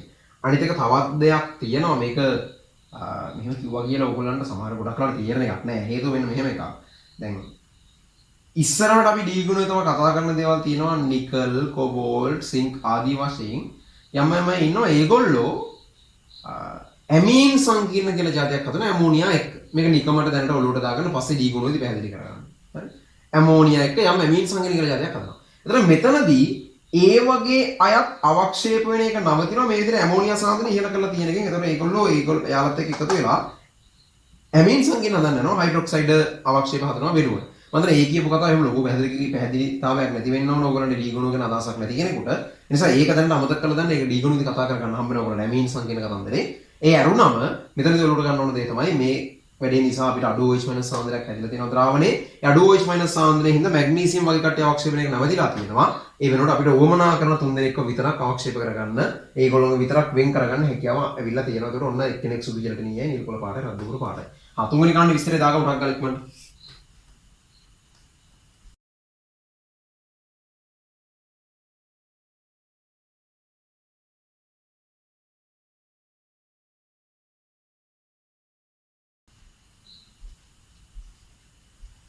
තුනට පස්සේ 4. තුන්වෙනි කාණ්ඩේ ඔය අවක්ෂේප ටික ආවට පස්සේ පෙරලා වෙන් කරගෙන තුනෙහි පෙරණය නේ. තුන්වෙනි කාණ්ඩේ පෙරණය අරගෙන අපි යනවා 4 වෙනි කාණ්ඩෙට. දැන් 4 වෙනි කාණ්ඩේ අලුත් නෑ ඔයාලට. මම කලින් දෙවෙනි කාණ්ඩේ ගැන කියනකොට කිව්වා දෙවෙනි කාණ්ඩේ වගේම 4 වෙනි කාණ්ඩේ කරන්නේ H2S පුපුරණය කිරීම කියනවා. දෙවෙනි කාණ්ඩේ වගේම 4 වෙනි කාණ්ඩේ කරන්නේ H2S පුපුරණය කියලා මම කිව්වා. හරි. ඔන්න එතන H2S පුපුරණය කරනවා. මම කිව්වා මෙතනදී මාධ්‍ය මේ 4 වෙනි කාණ්ඩේ. මොනික 4 කියලා ඉලක්කම විතරක් දාන්න. මෙතනදී මාධ්‍ය බලන්න ළමයි. දැන් 4 වෙනි කාණ්ඩෙට ගන්න 3 පෙරණය නේද? මම කියන හරියට තේරුම් ගන්න 100න් අහගෙන ඉන්න ඕන. 4 වෙනි කාණ්ඩෙට ගන්න 3 පෙරණය. ඇත්තද බොරුද? ඇත්ත. 4 වෙනි කාණ්ඩෙට 3 පෙරණය. 3 පෙරණය ආම්ලිකද වාෂ්ණිකද කියලා මම අහනවා. 3 මොනවද දැම්මේ අන්තිමේට? තුන්වෙනි පියවර තුන්වෙනි කාණ්ඩයේ තුන්වෙනි පියවරේදී අපි දානවා ඇමෝනියම් හයිඩ්‍රොක්සයිඩ් දානවනේ. ඇමෝනියම් හයිඩ්‍රොක්සයිඩ් එකෙන් OH එනවනේ. එතන මාධ්‍ය කිසියම් OH සාන්ද්‍රයක් තියෙනව නේද? ඒකට දැන් මාධ්‍ය බාෂ්පිකයි නේද? මේ H2S පුපුරණය අපි අදින් ඉබේම බාෂ්පික මාධ්‍ය තමයි සිද්ධ වෙන්නේ. අමුතුවෙන් භස්ම දාන්න ඕනේ නෑ. දැනටත් ඒක බාෂ්පිකයි. මගේ අදින් මේ සිද්ධ වෙන්නේ H2S පුපුරණයක්. නමුත් ඒක සිද්ධ වෙන මාධ්‍ය වැදගත්. බාෂ්පික මාධ්‍ය H2S පුපුරණයක් තමයි මගේ අදින් සිද්ධ වෙන්නේ. මම කරන්නේ H2S පුපුරණය කරන එක විතරයි. හැබැයි මාධ්‍ය බාෂ්පික නිසා ඒක අපිට අර්ථ දක්වන්න පුළුවන් බාෂ්පික මාධ්‍ය H2S පුපුරණයක් විදිහට. හරි. මෙතනදී එහෙම H2S පුපුරණය කරනකොට අවක්ෂේප 4ක් හම්බ වෙනවා. 1 කොබෝල්ට් සල්ෆයිඩ් කොස් 2 නිකල් සල්ෆයිඩ් ඒක කියවන්න බලන්න නිස් කියලා එක නම් තේරුමක් නැහැ 3 සින්ක් සල්ෆයිඩ් 4 මැංගනස් සල්ෆයිඩ් මේ දෙන කළු පාටයි ළමයි කොස් සහ නිස් කළු පාටයි කොස් සහ නිස් කළු පාටයි තුන්ගේ නම් ඉතින් කියවන්න බෑනේ. සිංක් ගැන ඔයගොල්ලෝ ඩීගොල්ලෝ හම්බුනා සිංක් කියන්නේ පාට පෙන්වන්න පුදුම අකමැත්තක් තියෙන ෆැෂන් වල වැඩි කැමති නැහැ සිංක්. ඒ ආස නැහැ පාට පෙන්වන්න කියලා. එයා කැමති සුදු හරි කළු හරි නැත්නම් සුදු විතරයි කළු පෙන්වන්නේ නැහැ. සුදු පාට වගේ බොහොම චාම් එකකට ඉන්න තමයි කැමති තියෙන්නේ. නැත්නම් අවර්ණ සුදු. මෙයා සුදු පාටයි. සිංක් කියන එක නම් ෆැෂන් වලට ආසම නැති කෙනෙක් නේ. මැංගනීස් සල්ෆයිඩ් එක රෝස.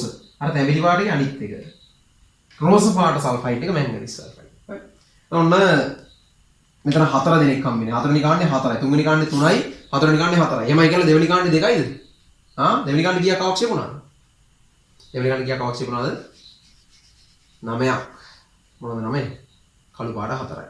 කළු පාට 4 මොනවද? මතක ගන්න. මම දන්න මෙලෝදියක් මතක නැහැ. මොනවද කළු පාට 4? පළවෙනි කාණ්ඩේ එක්කෙනෙක් ආව ලීඩ් සල්ෆයිඩ්. ඊට පස්සේ පළවෙනි කාණ්ඩේ වගේ හිතනකොට පළවෙනි කාණ්ඩේ ඕන එක නා HG සල්ෆයිඩ්. HGS. ඊට පස්සේ CuS. ඊට පස්සේ බිස්මත් සල්ෆයිඩ් Bi2S3. ඊගාවට අපි අරගෙන යනවා කහ පාට 3 දෙනෙක් ගැන කතා කරන්න. කහ පාට දන 2 එක්කෙනෙක් ඉන්නවා, කහ පාට දන 3 එක්කෙනෙක් ඉන්නවා, කහ පාට දන 4 එක්කෙනෙක් ඉන්නවා. කහ පාට දන 2 එක්කෙනා කවුද? CdS cadmium sulphide. කහ පාට දන 3 එක්කෙනා. කහ පාට දන 3 එක්කෙනා. Arsenic sulphide. එතන කහ පාට දන 4 එක්කෙනා. දන 4 ගොඩක් අය එක්කෙනා ඉන්නේ. ටින් ගේ සල්ෆයිඩ් SNS2. එතන ටින් ගේ දන 2 එක්කෙනෙක් ඉන්නවා මොන පාටද? කහ පාට එක්කන දන 4 නම් දන 2 එක්කන දුඹුරු පාටයි. තව එක්කෙනෙක් ඉදිරියේ තැඹිලි පාටයි කවුද? ඇන්ටිමනි. ඇන්ටිමනි සල්ෆයිඩ් එක තැඹිලි පාට. ඒ වෙලේ දෙවෙනි කාණ්ඩේ 9 දෙනා. තුන්වෙනි කාණ්ඩේ 3 දෙනෙක් කතා කරා අපි ඇලුමිනියම් හයිඩ්‍රොක්සයිඩ්, ක්‍රෝමියම් හයිඩ්‍රොක්සයිඩ් සහ අවසාන වශයෙන් ෆෙරික් හයිඩ්‍රොක්සයිඩ් එක. යාකඩවල දන 3 හයිඩ්‍රොක්සයිඩ් එක. හතරවෙනි කාණ්ඩේ 4 දෙනා කොස්නිස් ඉන්නවා, සින්ක් සල්ෆයිඩ්, මැංගනීස් සල්ෆයිඩ් ඉන්නවා. එතකොට දැන් මේගොල්ලෝ මොකදම දෙවෙනි කාණ්ඩේ තිබ්බා මෙයාලා හොඳ අවක්ෂේප නෙවෙයි හොඳ අවක්ෂේප අර 9 දෙනා කියලා. මෙයාලා හොඳ නෑ වැඩි. ඒ කියන්නේ මෙයාලා සල්ෆයිඩ් චුට්ටක් තිබ්බට මදි. මෙයාලා ටිකක් වැඩිපුර සල්ෆයිඩ් ඕන. එතකොට තමයි අවක්ෂේප වෙන්නේ. අර වැඩිපුර දේ ලද දෙයින් සතුටු වෙන්නේ නෑ මෙයාලා. ටිකක් ගොඩක් තිබ්බොත් ඔන්න අපිට සලකා බලන්න පුළුවන් වගේ සීන් එකක් ඉන්නේ. එහෙනම් වෙන්නේ මෙන්න මෙහෙමයි දැන්. ඒ කියන්නේ මෙතන එහෙම වෙනවා කියලා තහවුරු කරන්න පුළුවන් මට. දැන් වැඩි කලින් වගේමයි H2S ප්‍රත්‍යවර්තව H+ ලා දෙකකට සහ සල්ෆයිඩ් එකකට විදිහට විකරණය වෙනවා. ඕකනේ කතාව. දැන් මෙතන මාධ්‍ය වාෂ්පිකයි. වාෂ්පය කියන කවුද ඉන්නේ OH- ඉන්නවා. ඔය ඉන්න OH- අර H+ එක ප්‍රතික්‍රියා කරනවා. ප්‍රතික්‍රියා කරලා හදනවා ජලය. එහෙම නෙන්නේ H+ OH- ජලය හදනවා. ඔය ප්‍රතික්‍රියාවත් එක්ක මේකේ මාධ්‍යයේ තියෙන H+ සාන්ද්‍රණය අඩු වෙනවනේ. පැහැදිලිනේ කතාව. ලේසර්ලි මූලධර්ම යනවා H+ අඩු වෙනකොට H+ වැඩි කරගන්න ඕනනේ. වැඩි කරගන්න මේ ප්‍රතික්‍රියාව මේ පැත්තට යන්න යනව නේද? දෙවෙනි කාරණාව. ඒ පැත්තට යනකොට ඇත්ත අඩු වෙච්ච H+ වැඩි වෙනවා තමයි. ඒක හරි. නමුත් ඊට අමතරව එයා විතරක් වැඩි වෙනව නෙවෙයි මෙයාත් වැඩි වෙනව නම. ඒක තමයි විශේෂම දේ. මොකද මෙයා අඩු වෙච්ච එක ආපහු වැඩි කරේ. මෙයාගේ කලින් අඩුවීමක් වුණේ මෙයා කෙලින්ම වැඩිවීමක් වෙන්නේ. අමුවේ සල්ෆයිඩ් සාන්ද්‍රණය වැඩි වෙනවා. හරි? එළන්නේ නැහැ. එතන මෙතන හැදෙනවා මොන වගේ සල්ෆයිඩ් සාන්ද්‍රණයක්ද? ඉහළ සල්ෆයිඩ් සාන්ද්‍රණයක් වෙනවා. එතකොටයි මේ හතර දෙනා අවක්ෂේප වෙන්නේ. කලින් පහළ සල්ෆයිඩ් සාන්ද්‍රණයක් හැදුණා කියලා මෙයාලා අවක්ෂේපුනේ නැහැනේ. ඊට මෙයාලට චුට්ටක් මදි. ගොඩක් ඕන. ගොඩක් තියෙන විතර මෙයාලා අවක්ෂේප වෙන්නේ. ඒ නිසා අපි කියන මෙයාලා එච්චර හොඳ අවක්ෂේප නෙවෙයි කියලා. ඒතර ආයෙමත් හොඳ නරක තීරණය කරන්නේ නේ පස්පව් දස අකුසල් ඒවා මත නෙවෙයි. හොඳ නරක මෙතන තීරණය කරන්නේ අවක්ෂේප වෙන්න ගොඩක් කැමතිද නැත්නම් එච්චර අවක්ෂේප වෙන්න ආස නැහැ ඒක. ලොකු සල්ෆයිඩ් සාන්ද්‍රණයක් තිබ්බොත් නම් අවක්ෂේප වෙන්න පුළුවන්. නැත්නම් නම් බෑ. ඒ වගේ අය නම් අපි කියන්නේ හොඳ නැහැ කියලා. පොඩ්ඩක් තිබ්බද අපි අවක්ෂේප වෙන්න නම් හොඳයි. එහෙනම් මෙයාලා හොඳ නැති අවක්ෂේප. හරි. දැන් එතරම් හොඳ අවක්ෂේප නොවේ. ඔන්න ඔය ටික තමයි හතරවෙනි කාණ්ඩේ අපි අවක්ෂේප සෙට් එක වෙන්නේ. සල්ෆයිඩ් අවක්ෂේප හතරක් තියෙනවා. ඔච්චරයි කතන්දරේ. දැන් එන්න කාණ්ඩේ සරල වෙනවා. 5යි ඇති දෙයක්ම නැහැ. හතරෙත් මෙච්චර නම් 5යි කියන තව එන්න අඩු වෙන එක වෙන්නේ. හොඳම විස්තර තියෙන්නේ 2. ඊට පස්සේ 1 ටිකක් තිබ්බා. 3 ෂේප් 4 5 6 දී ඇති දෙයක් නැහැ. 6 වෙනි කාණ්ඩේ මොකුත් නැහැ. කාණ්ඩයක් කියන්නත් ලැජ්ජයි. මෙන්න 4 වෙනි කාණ්ඩේ විස්තරේ දාගමු ටක් ගාලා. හැබැයි කල්පනාවෙන් දාගන්න ඕන. වෙලාව දෙන්න පොඩි වෙලාවක්.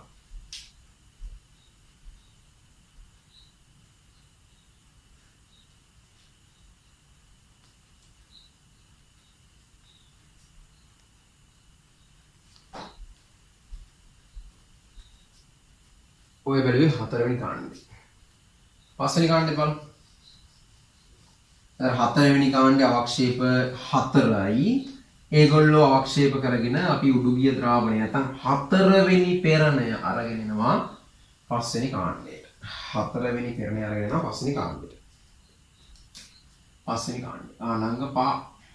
එතකොට දැන් 5 වෙනි කාණ්ඩේදී මොකද්ද කරන්නේ? දැන් කාණ්ඩය AC ළමයි හරි. මේකට අපි දානවා ඇමෝනියම් කාබනේට්. ඇමෝනියම් කාබනේට් දාන එක ප්‍රශ්න කාණ්ඩෙදි කරන්නේ. ඇමෝනියම් කාබනේට් දානවා. ඇමෝනියම් කාබනේට් දානකොට මෙතන හම්බ වෙනවා කාබනේට එක එකතු වෙලා කාබනේට අවක්ෂේප සෙට් එකක් හම්බ වෙනවා.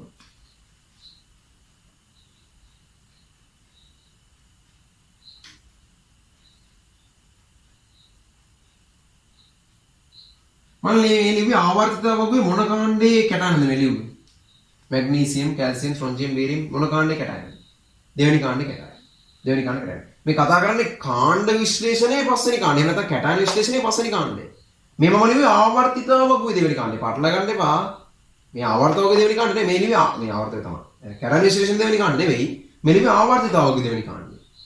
හරි කැටයන් විශ්ලේෂණයේ පස්වෙනි කාණ්ඩේ. ඒතර කැටයන් විශ්ලේෂණයේ පස්වෙනි කාණ්ඩේ ඇතුලේ තියෙන ආවර්තවකගේ දෙවෙනි කාණ්ඩේ කට්ටියගේ අවක්ෂේප සෙට් එකක්. එහෙනම් මැග්නීසියම් අදාළ නැහැ මෙතන. අතරම කැල්සියම් අර කාබනේට් එක හදනවා කැල්සියම් කාබනේට් කියලා අවක්ෂේපය. මෙයා හදනවා ස්ට්‍රොන්චියම් කාබනේට් අවක්ෂේපය. මෙයා හදනවා බේරියම් කාබනේට් අවක්ෂේපය. මැග්නීසියම්ට මේ වැඩේ කරගන්න බෑ. මේ වැඩේ කරන්න බෑ මැග්නීසියම් කාබනේට් එකට මේ තියෙන කාබනේට් සාන්ද්‍රණය මදි අවක්ෂේප වෙන්න තරම්. ඒකේ අදහස මැග්නීසියම් කාබනේට් වතුරේ දිය වෙනවා කියන එකම නෙවෙයි ළමයි. මැග්නීසියම් කාබනේට් කියන්නේ අවක්ෂේපයක් තමයි. නමුත් මෙතන තියෙන තත්වය එයාට මදි. එහෙම. මැග්නීසියම් කාබනේට් අවක්ෂේපයක්ද නැද්ද? අවක්ෂේපයක්. මොකද මේ දීලා තියෙන සාන්ද්‍රණයට මදි වෙනවා. ඒ වගේ තත්ත්වයක් විතර තියෙන්නේ. නැත්නම් අපි ඔක පස්සේ KSP කියන පාඩම ඉගෙන ගත්තම නම් කියනවා මෙයාගේ KSP වැඩි කියලා. මැග්නීසියම් කාබනේට්ගේ KSP අනිත් අයට වඩා වැඩි නිසා යා අවක්ෂේප වෙන්නේ නැහැ. දී වෙනවා කියලා කියනවා. ඒක ඉගෙනගෙන නැත්නම් මේකට ඔක තේරෙන්නේ නැහැ මෙතන කිව්වට. ඉතින් මේක ආපෝසරයක් මම කියන කැටයන් විශ්ලේෂණය කියන කොටස ආපෝසරයක් KSP වලත් කතා කරන්න තියෙන එකක්නේ. එතනදී තමයි යම් කාරණා 100ක් පැහැදිලි වෙන්නේ. හරි. එතන මැග්නීසියම් අවක්ෂේප වෙන්නේ නැහැ. දෙවෙනි කාණ්ඩේ මෙන්න මේකේ අවක්ෂේප දෙයක් හම්බ වෙනවා. මෙයාලා කොහොමද සුදු පාටයි. කාබනේට අවක්ෂේප කියන්නේ කොහොමද සුදු පාටයි සල්ෆේට්, කාබනේට්, ෆොස්ෆේට් ඒගොල්ලෝ සාමාන්‍ය සුදු පාට අවක්ෂේප බොහෝ විට. හරි. එතකොට ආවර්තිතාවකගේ දෙවෙනි කාණ්ඩයේ අයගෙන් කැල්සියම් සහ අනිත් දෙන කැල්සියම්ට පල්ලෙහා තියෙන ටික මැග්නීසියම් අරුණම එතනින් පල්ලෙහා ටික තමයි කැටයන් විශ්ලේෂණය නැත්නම් කාණ්ඩ විශ්ලේෂණයේ මේ පස්වෙනි කාණ්ඩය අවක්ෂේප වෙන්නේ. කාණ්ඩ විශ්ලේෂණයේ 5 ආවර්තවකගේ 2. කාණ්ඩ විශ්ලේෂණයේ 5 ආවර්තවකගේ 2. ඔය ටික තමයි පස්වෙනි කාණ්ඩේ තියෙන්නේ. මම ඔහොම 6 වෙනි කාණ්ඩයත් කියලා ඉවරයක් කරලා දාන්නම්. 6 වෙනි කාණ්ඩේ නැත්නම් අන්තිම කාණ්ඩය. දැන් අතන මැග්නීසියම් වෙන් වුණානේ හොඳ නැනේ මැග්නීසියම්ට දුක ඉතර වෙනවා. එතන මැග්නීසියම් ටිකත් අවක්ෂේප කරගන්න ඕන නම් නැත්නම් මැග්නීසියම් තිබ්බා කියලා අපිට කියන්න ඕන නම් පාවිච්චි කරන ක්‍රමයක් තියෙනවා. දැන් මේක මෙහෙමයි. ඔය කැටයන සේරම ඉන්න එක ගොඩේ නම් මේක දැම්මා කියලා ඔය වැඩේ අපිට කරගන්න බෑ. මැග්නීසියම් 2+ විතරක් ඉන්න තැනකදී වගේ. මැග්නීසියම් 2+ විතරක් ඉන්න තැනකදී වගේ මැග්නීසියම් වෙන් කරගන්න පාවිච්චි කරන පුළුවන් ක්‍රමයක් තියෙනවා. 8 නැත්නම් 8යි හයිඩ්‍රොක්සි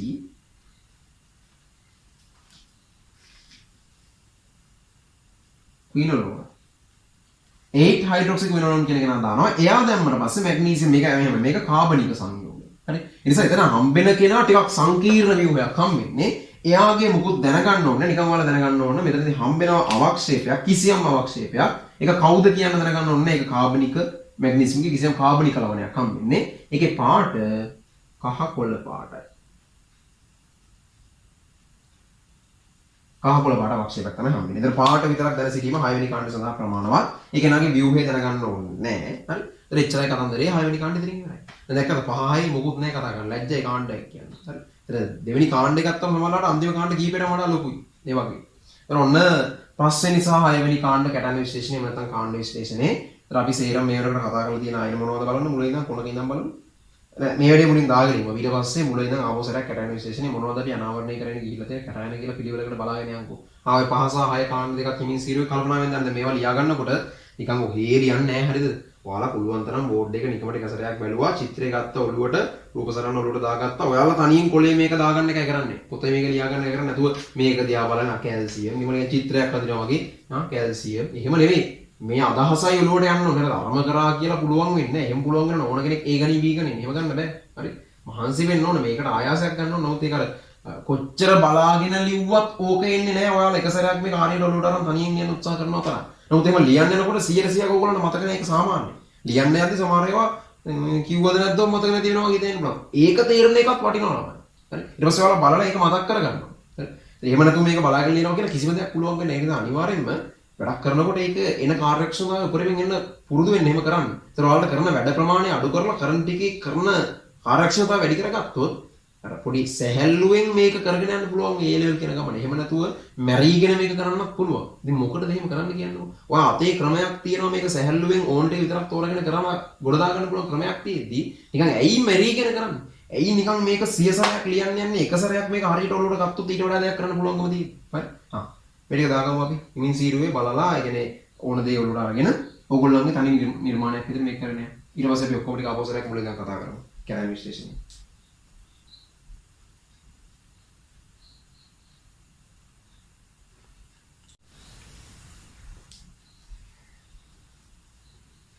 හරිද එතකොට?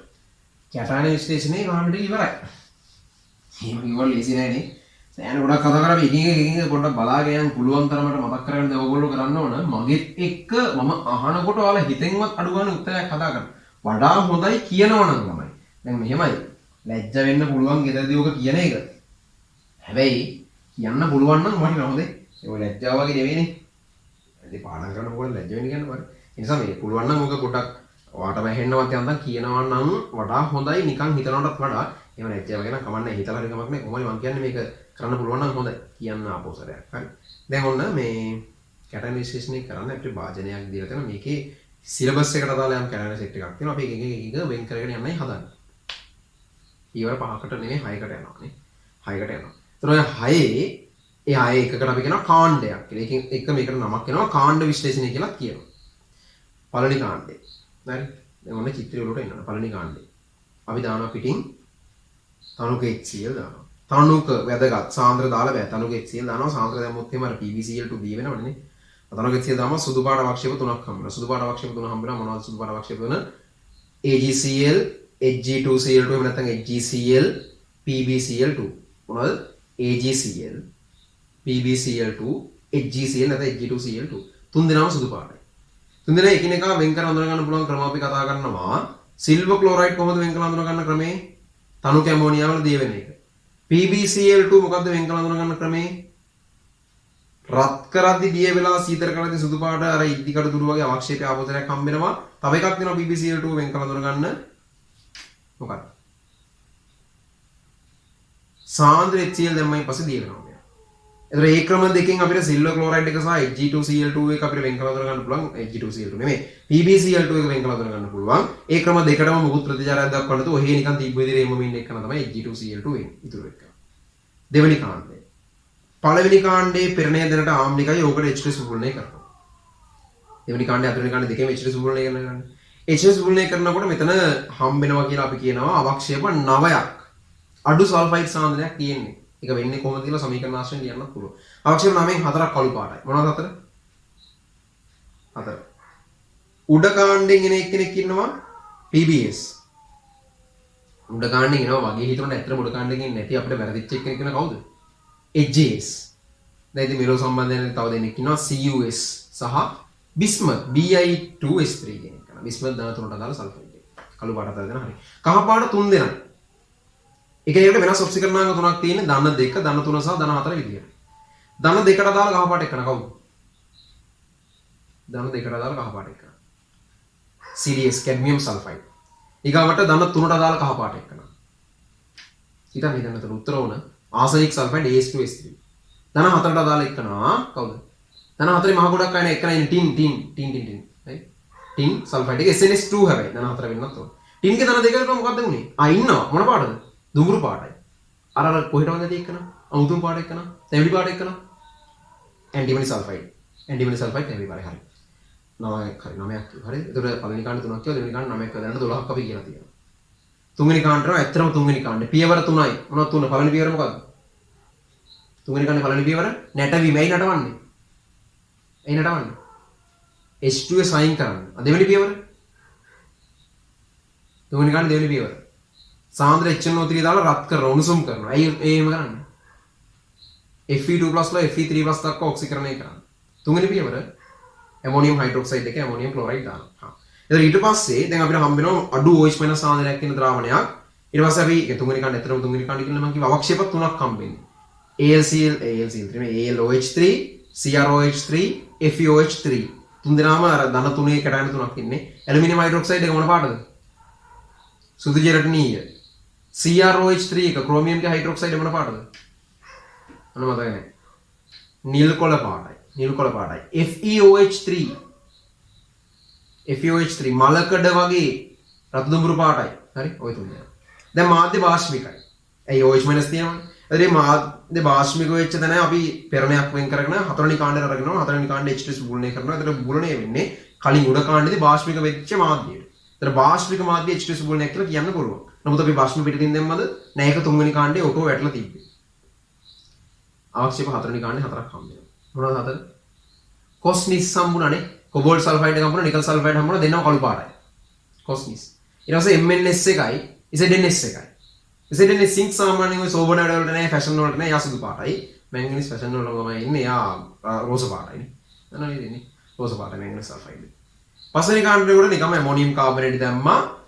කැටායන විශ්ලේෂණයේ පස්වෙනි කාණ්ඩේ අවක්ෂේප වෙන්නේ ආවර්තිතවගේ දෙවෙනි කාණ්ඩේ කට්ටිය. 5 2. කැටායන විශ්ලේෂණයේ පස්වෙනි කාණ්ඩේ ආවර්තිතවගේ දෙවෙනි කාණ්ඩේ. මොනවද ආවර්තිතවගේ දෙවෙනි කාණ්ඩේ ඉන්නේ කවුද?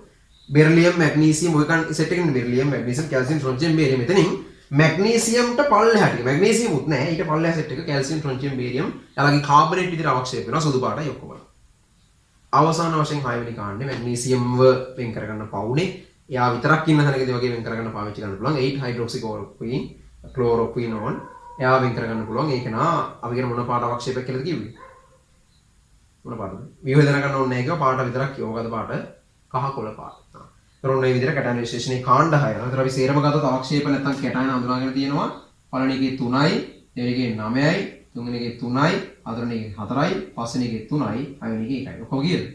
3 9 12 12 3 15 15 4 19 20යි 23. කැටායන 23ක් වෙනවා. ඔය අරනවා අපිට සෝඩියම්ලා, ඇමෝනියම් ප්ලස්ලා, ඒ සෝඩියම් ගත්තම පොටෑසියම්. ඒ වගේ පළවෙනි කාණ්ඩේ ඒගොල්ලන්ව අපිට මෙතන අඳුර ගන්න හම්බෙන්නේ නැහැ. ඇමෝනියම් ප්ලස් වගේ කැටායන හම්බෙන්නේ නැහැ. මොකද ඒගොල්ලෝ වතුරේ අනිවාර්යෙන් ජල ද්‍රාවක කට්ටියනේ. ඉතින් ඒගොල්ලෝ කොහොමද අවක්ෂේප කරලා කරන්නේ? එයාලා හම්බෙන්නේ නැහැ. ඒතර මේ වගේ අය වෙන් කරගන්න අපිට තව පාවිච්චි කරන්න පුළුවන් එකක් තමයි පාන්සිරු පරීක්ෂාව කියලා කියන්නේ. ඒක අපි කලින් කතා කරා. පාන්සිරු පරීක්ෂාව කියන කොටස කලින් ඕගොල්ලන්ට ස්කුණු යටතේ මම කතා කරලා කියලා දීලා තියෙනවා. ඒතර ඒ වගේ කෙනෙක්ව ඒකෙන්වත් වෙන් කරගන්න පුළුවන්. ඇමෝනියම් හඳුන ගන්න ක්‍රම දන්නේ නැහැ වගේ කතා කියන්නේ කොහොමද තරම් ක්‍රම දන්නවා. භාෂ්මයක් දැම්මම ඇමෝනියම් පිට වෙනවා. නෙස්ල ප්‍රතිකාරකේ ඇමෝනියම් ප්ලස් වලට ප්‍රතිචාර දක්වනවා කියලා කිව්වා. ඒ අනුව මේ වගේ කැටායනක් වුණත් අඳුර ගන්න යාර කැටායන විශ්ලේෂණයේ පොදු ආකෘතියට නොවන වෙන වෙන ක්‍රම තියෙනවා. පාන්සිල් පරීක්ෂාව හොඳ ක්‍රමයක් සෝඩියම් වල පොටෑසියම් අඳුර ගන්න. හරි? දැන් කැල්සියම් වලට එහෙමත් වළංගුයි. මොකද මේගොල්ලෝ ඒ විදිහට බෑනේ වෙන් කරගන්න කැටායන විශ්ලේෂණයේ. එයාලට පාන්සිල් පරීක්ෂාව දාන්න පුළුවන්. ඇමෝනියම් ප්ලස් අඳුර ගන්න පුළුවන් භස්මයක් දැම්මම ඇමෝනියා පිට වෙන එකකින්. හා? නැත්නම් මෙයාට නෙස්ල ප්‍රතිකාරකයලත් මෙයා දුඹුරු පාට දෙන. මේ වගේ දේවල් තියෙනවා. ඒ වගේ අනිත් කැටායන වලට ඒ වෙලාවට ගැළපෙන ක්‍රමයක් පාවිච්චි කරන්න. නැත්නම් විභාගයට යන දෙයක් කියලා තිබ්බම ආයෙනම් මෙයා කියලා එහෙම ගන්නත් පුළුවන්කමක් ළමයිකට තියෙනවා. ඉතින් ඕක තමයි කැටායන විශ්ලේෂණය පිළිබඳ විග්‍රහය වෙන්නේ. දැන් ඕකට පස්සේ අපි යන්න ඕන ඇනායන විශ්ලේෂණය. දැන් ඔය කැටායන අඳුනගත්තා වගේම මේ ඇනායන විශ්ලේෂණය කියන එක සාමාන්‍යයෙන් වෙනම කියලා උගන්වන්න තියෙන දෙයක් නෙවෙයි නෝක නිකුල. නමුත් අපි අර එක එක තැන්වල තියෙන දේවල් ටික එකතු කරලා මෙන්න මෙහෙම විශ්ලේෂණයක් හදලා ඉදිරිපත් කරනවා. හේතුව මම කිව්වා වගේ පටන් ගන්නකොටත් A level වලට වැඩිම ලකුණු වෙන් වෙන තැන තමයි කැටායන විශ්ලේෂණය සහ ඇනායන විශ්ලේෂණය කියලා කියන්නේ. මේක ආශ්‍රිත වගුවක් දාලා නිරීක්ෂණ, අගෙන අපි කරන පරීක්ෂණය සහ නිරීක්ෂණය සහ ආශ්‍රම වලක නිගමන ලියලා තියෙන කැටායන හඳුනගන්න ඕම ජනප්‍රිය ප්‍රශ්න ආකෘතියක් තියෙනවා. අනිවාර්යෙන් A level වල එන ආකෘතියක්. ඒක බොහොම වැදගත්. MCQ වල අරගෙන හැමතැනම තියෙනවා. හරි. ඒක වැදගත්ම කැලේ මේ කරන්නේ. දැන් මේක හරියට අල්ලගත්තට පස්සේ ඊළඟට යන්න ඕන අපි ඇනායන විශ්ලේෂණය ගැන කතා කරන්න.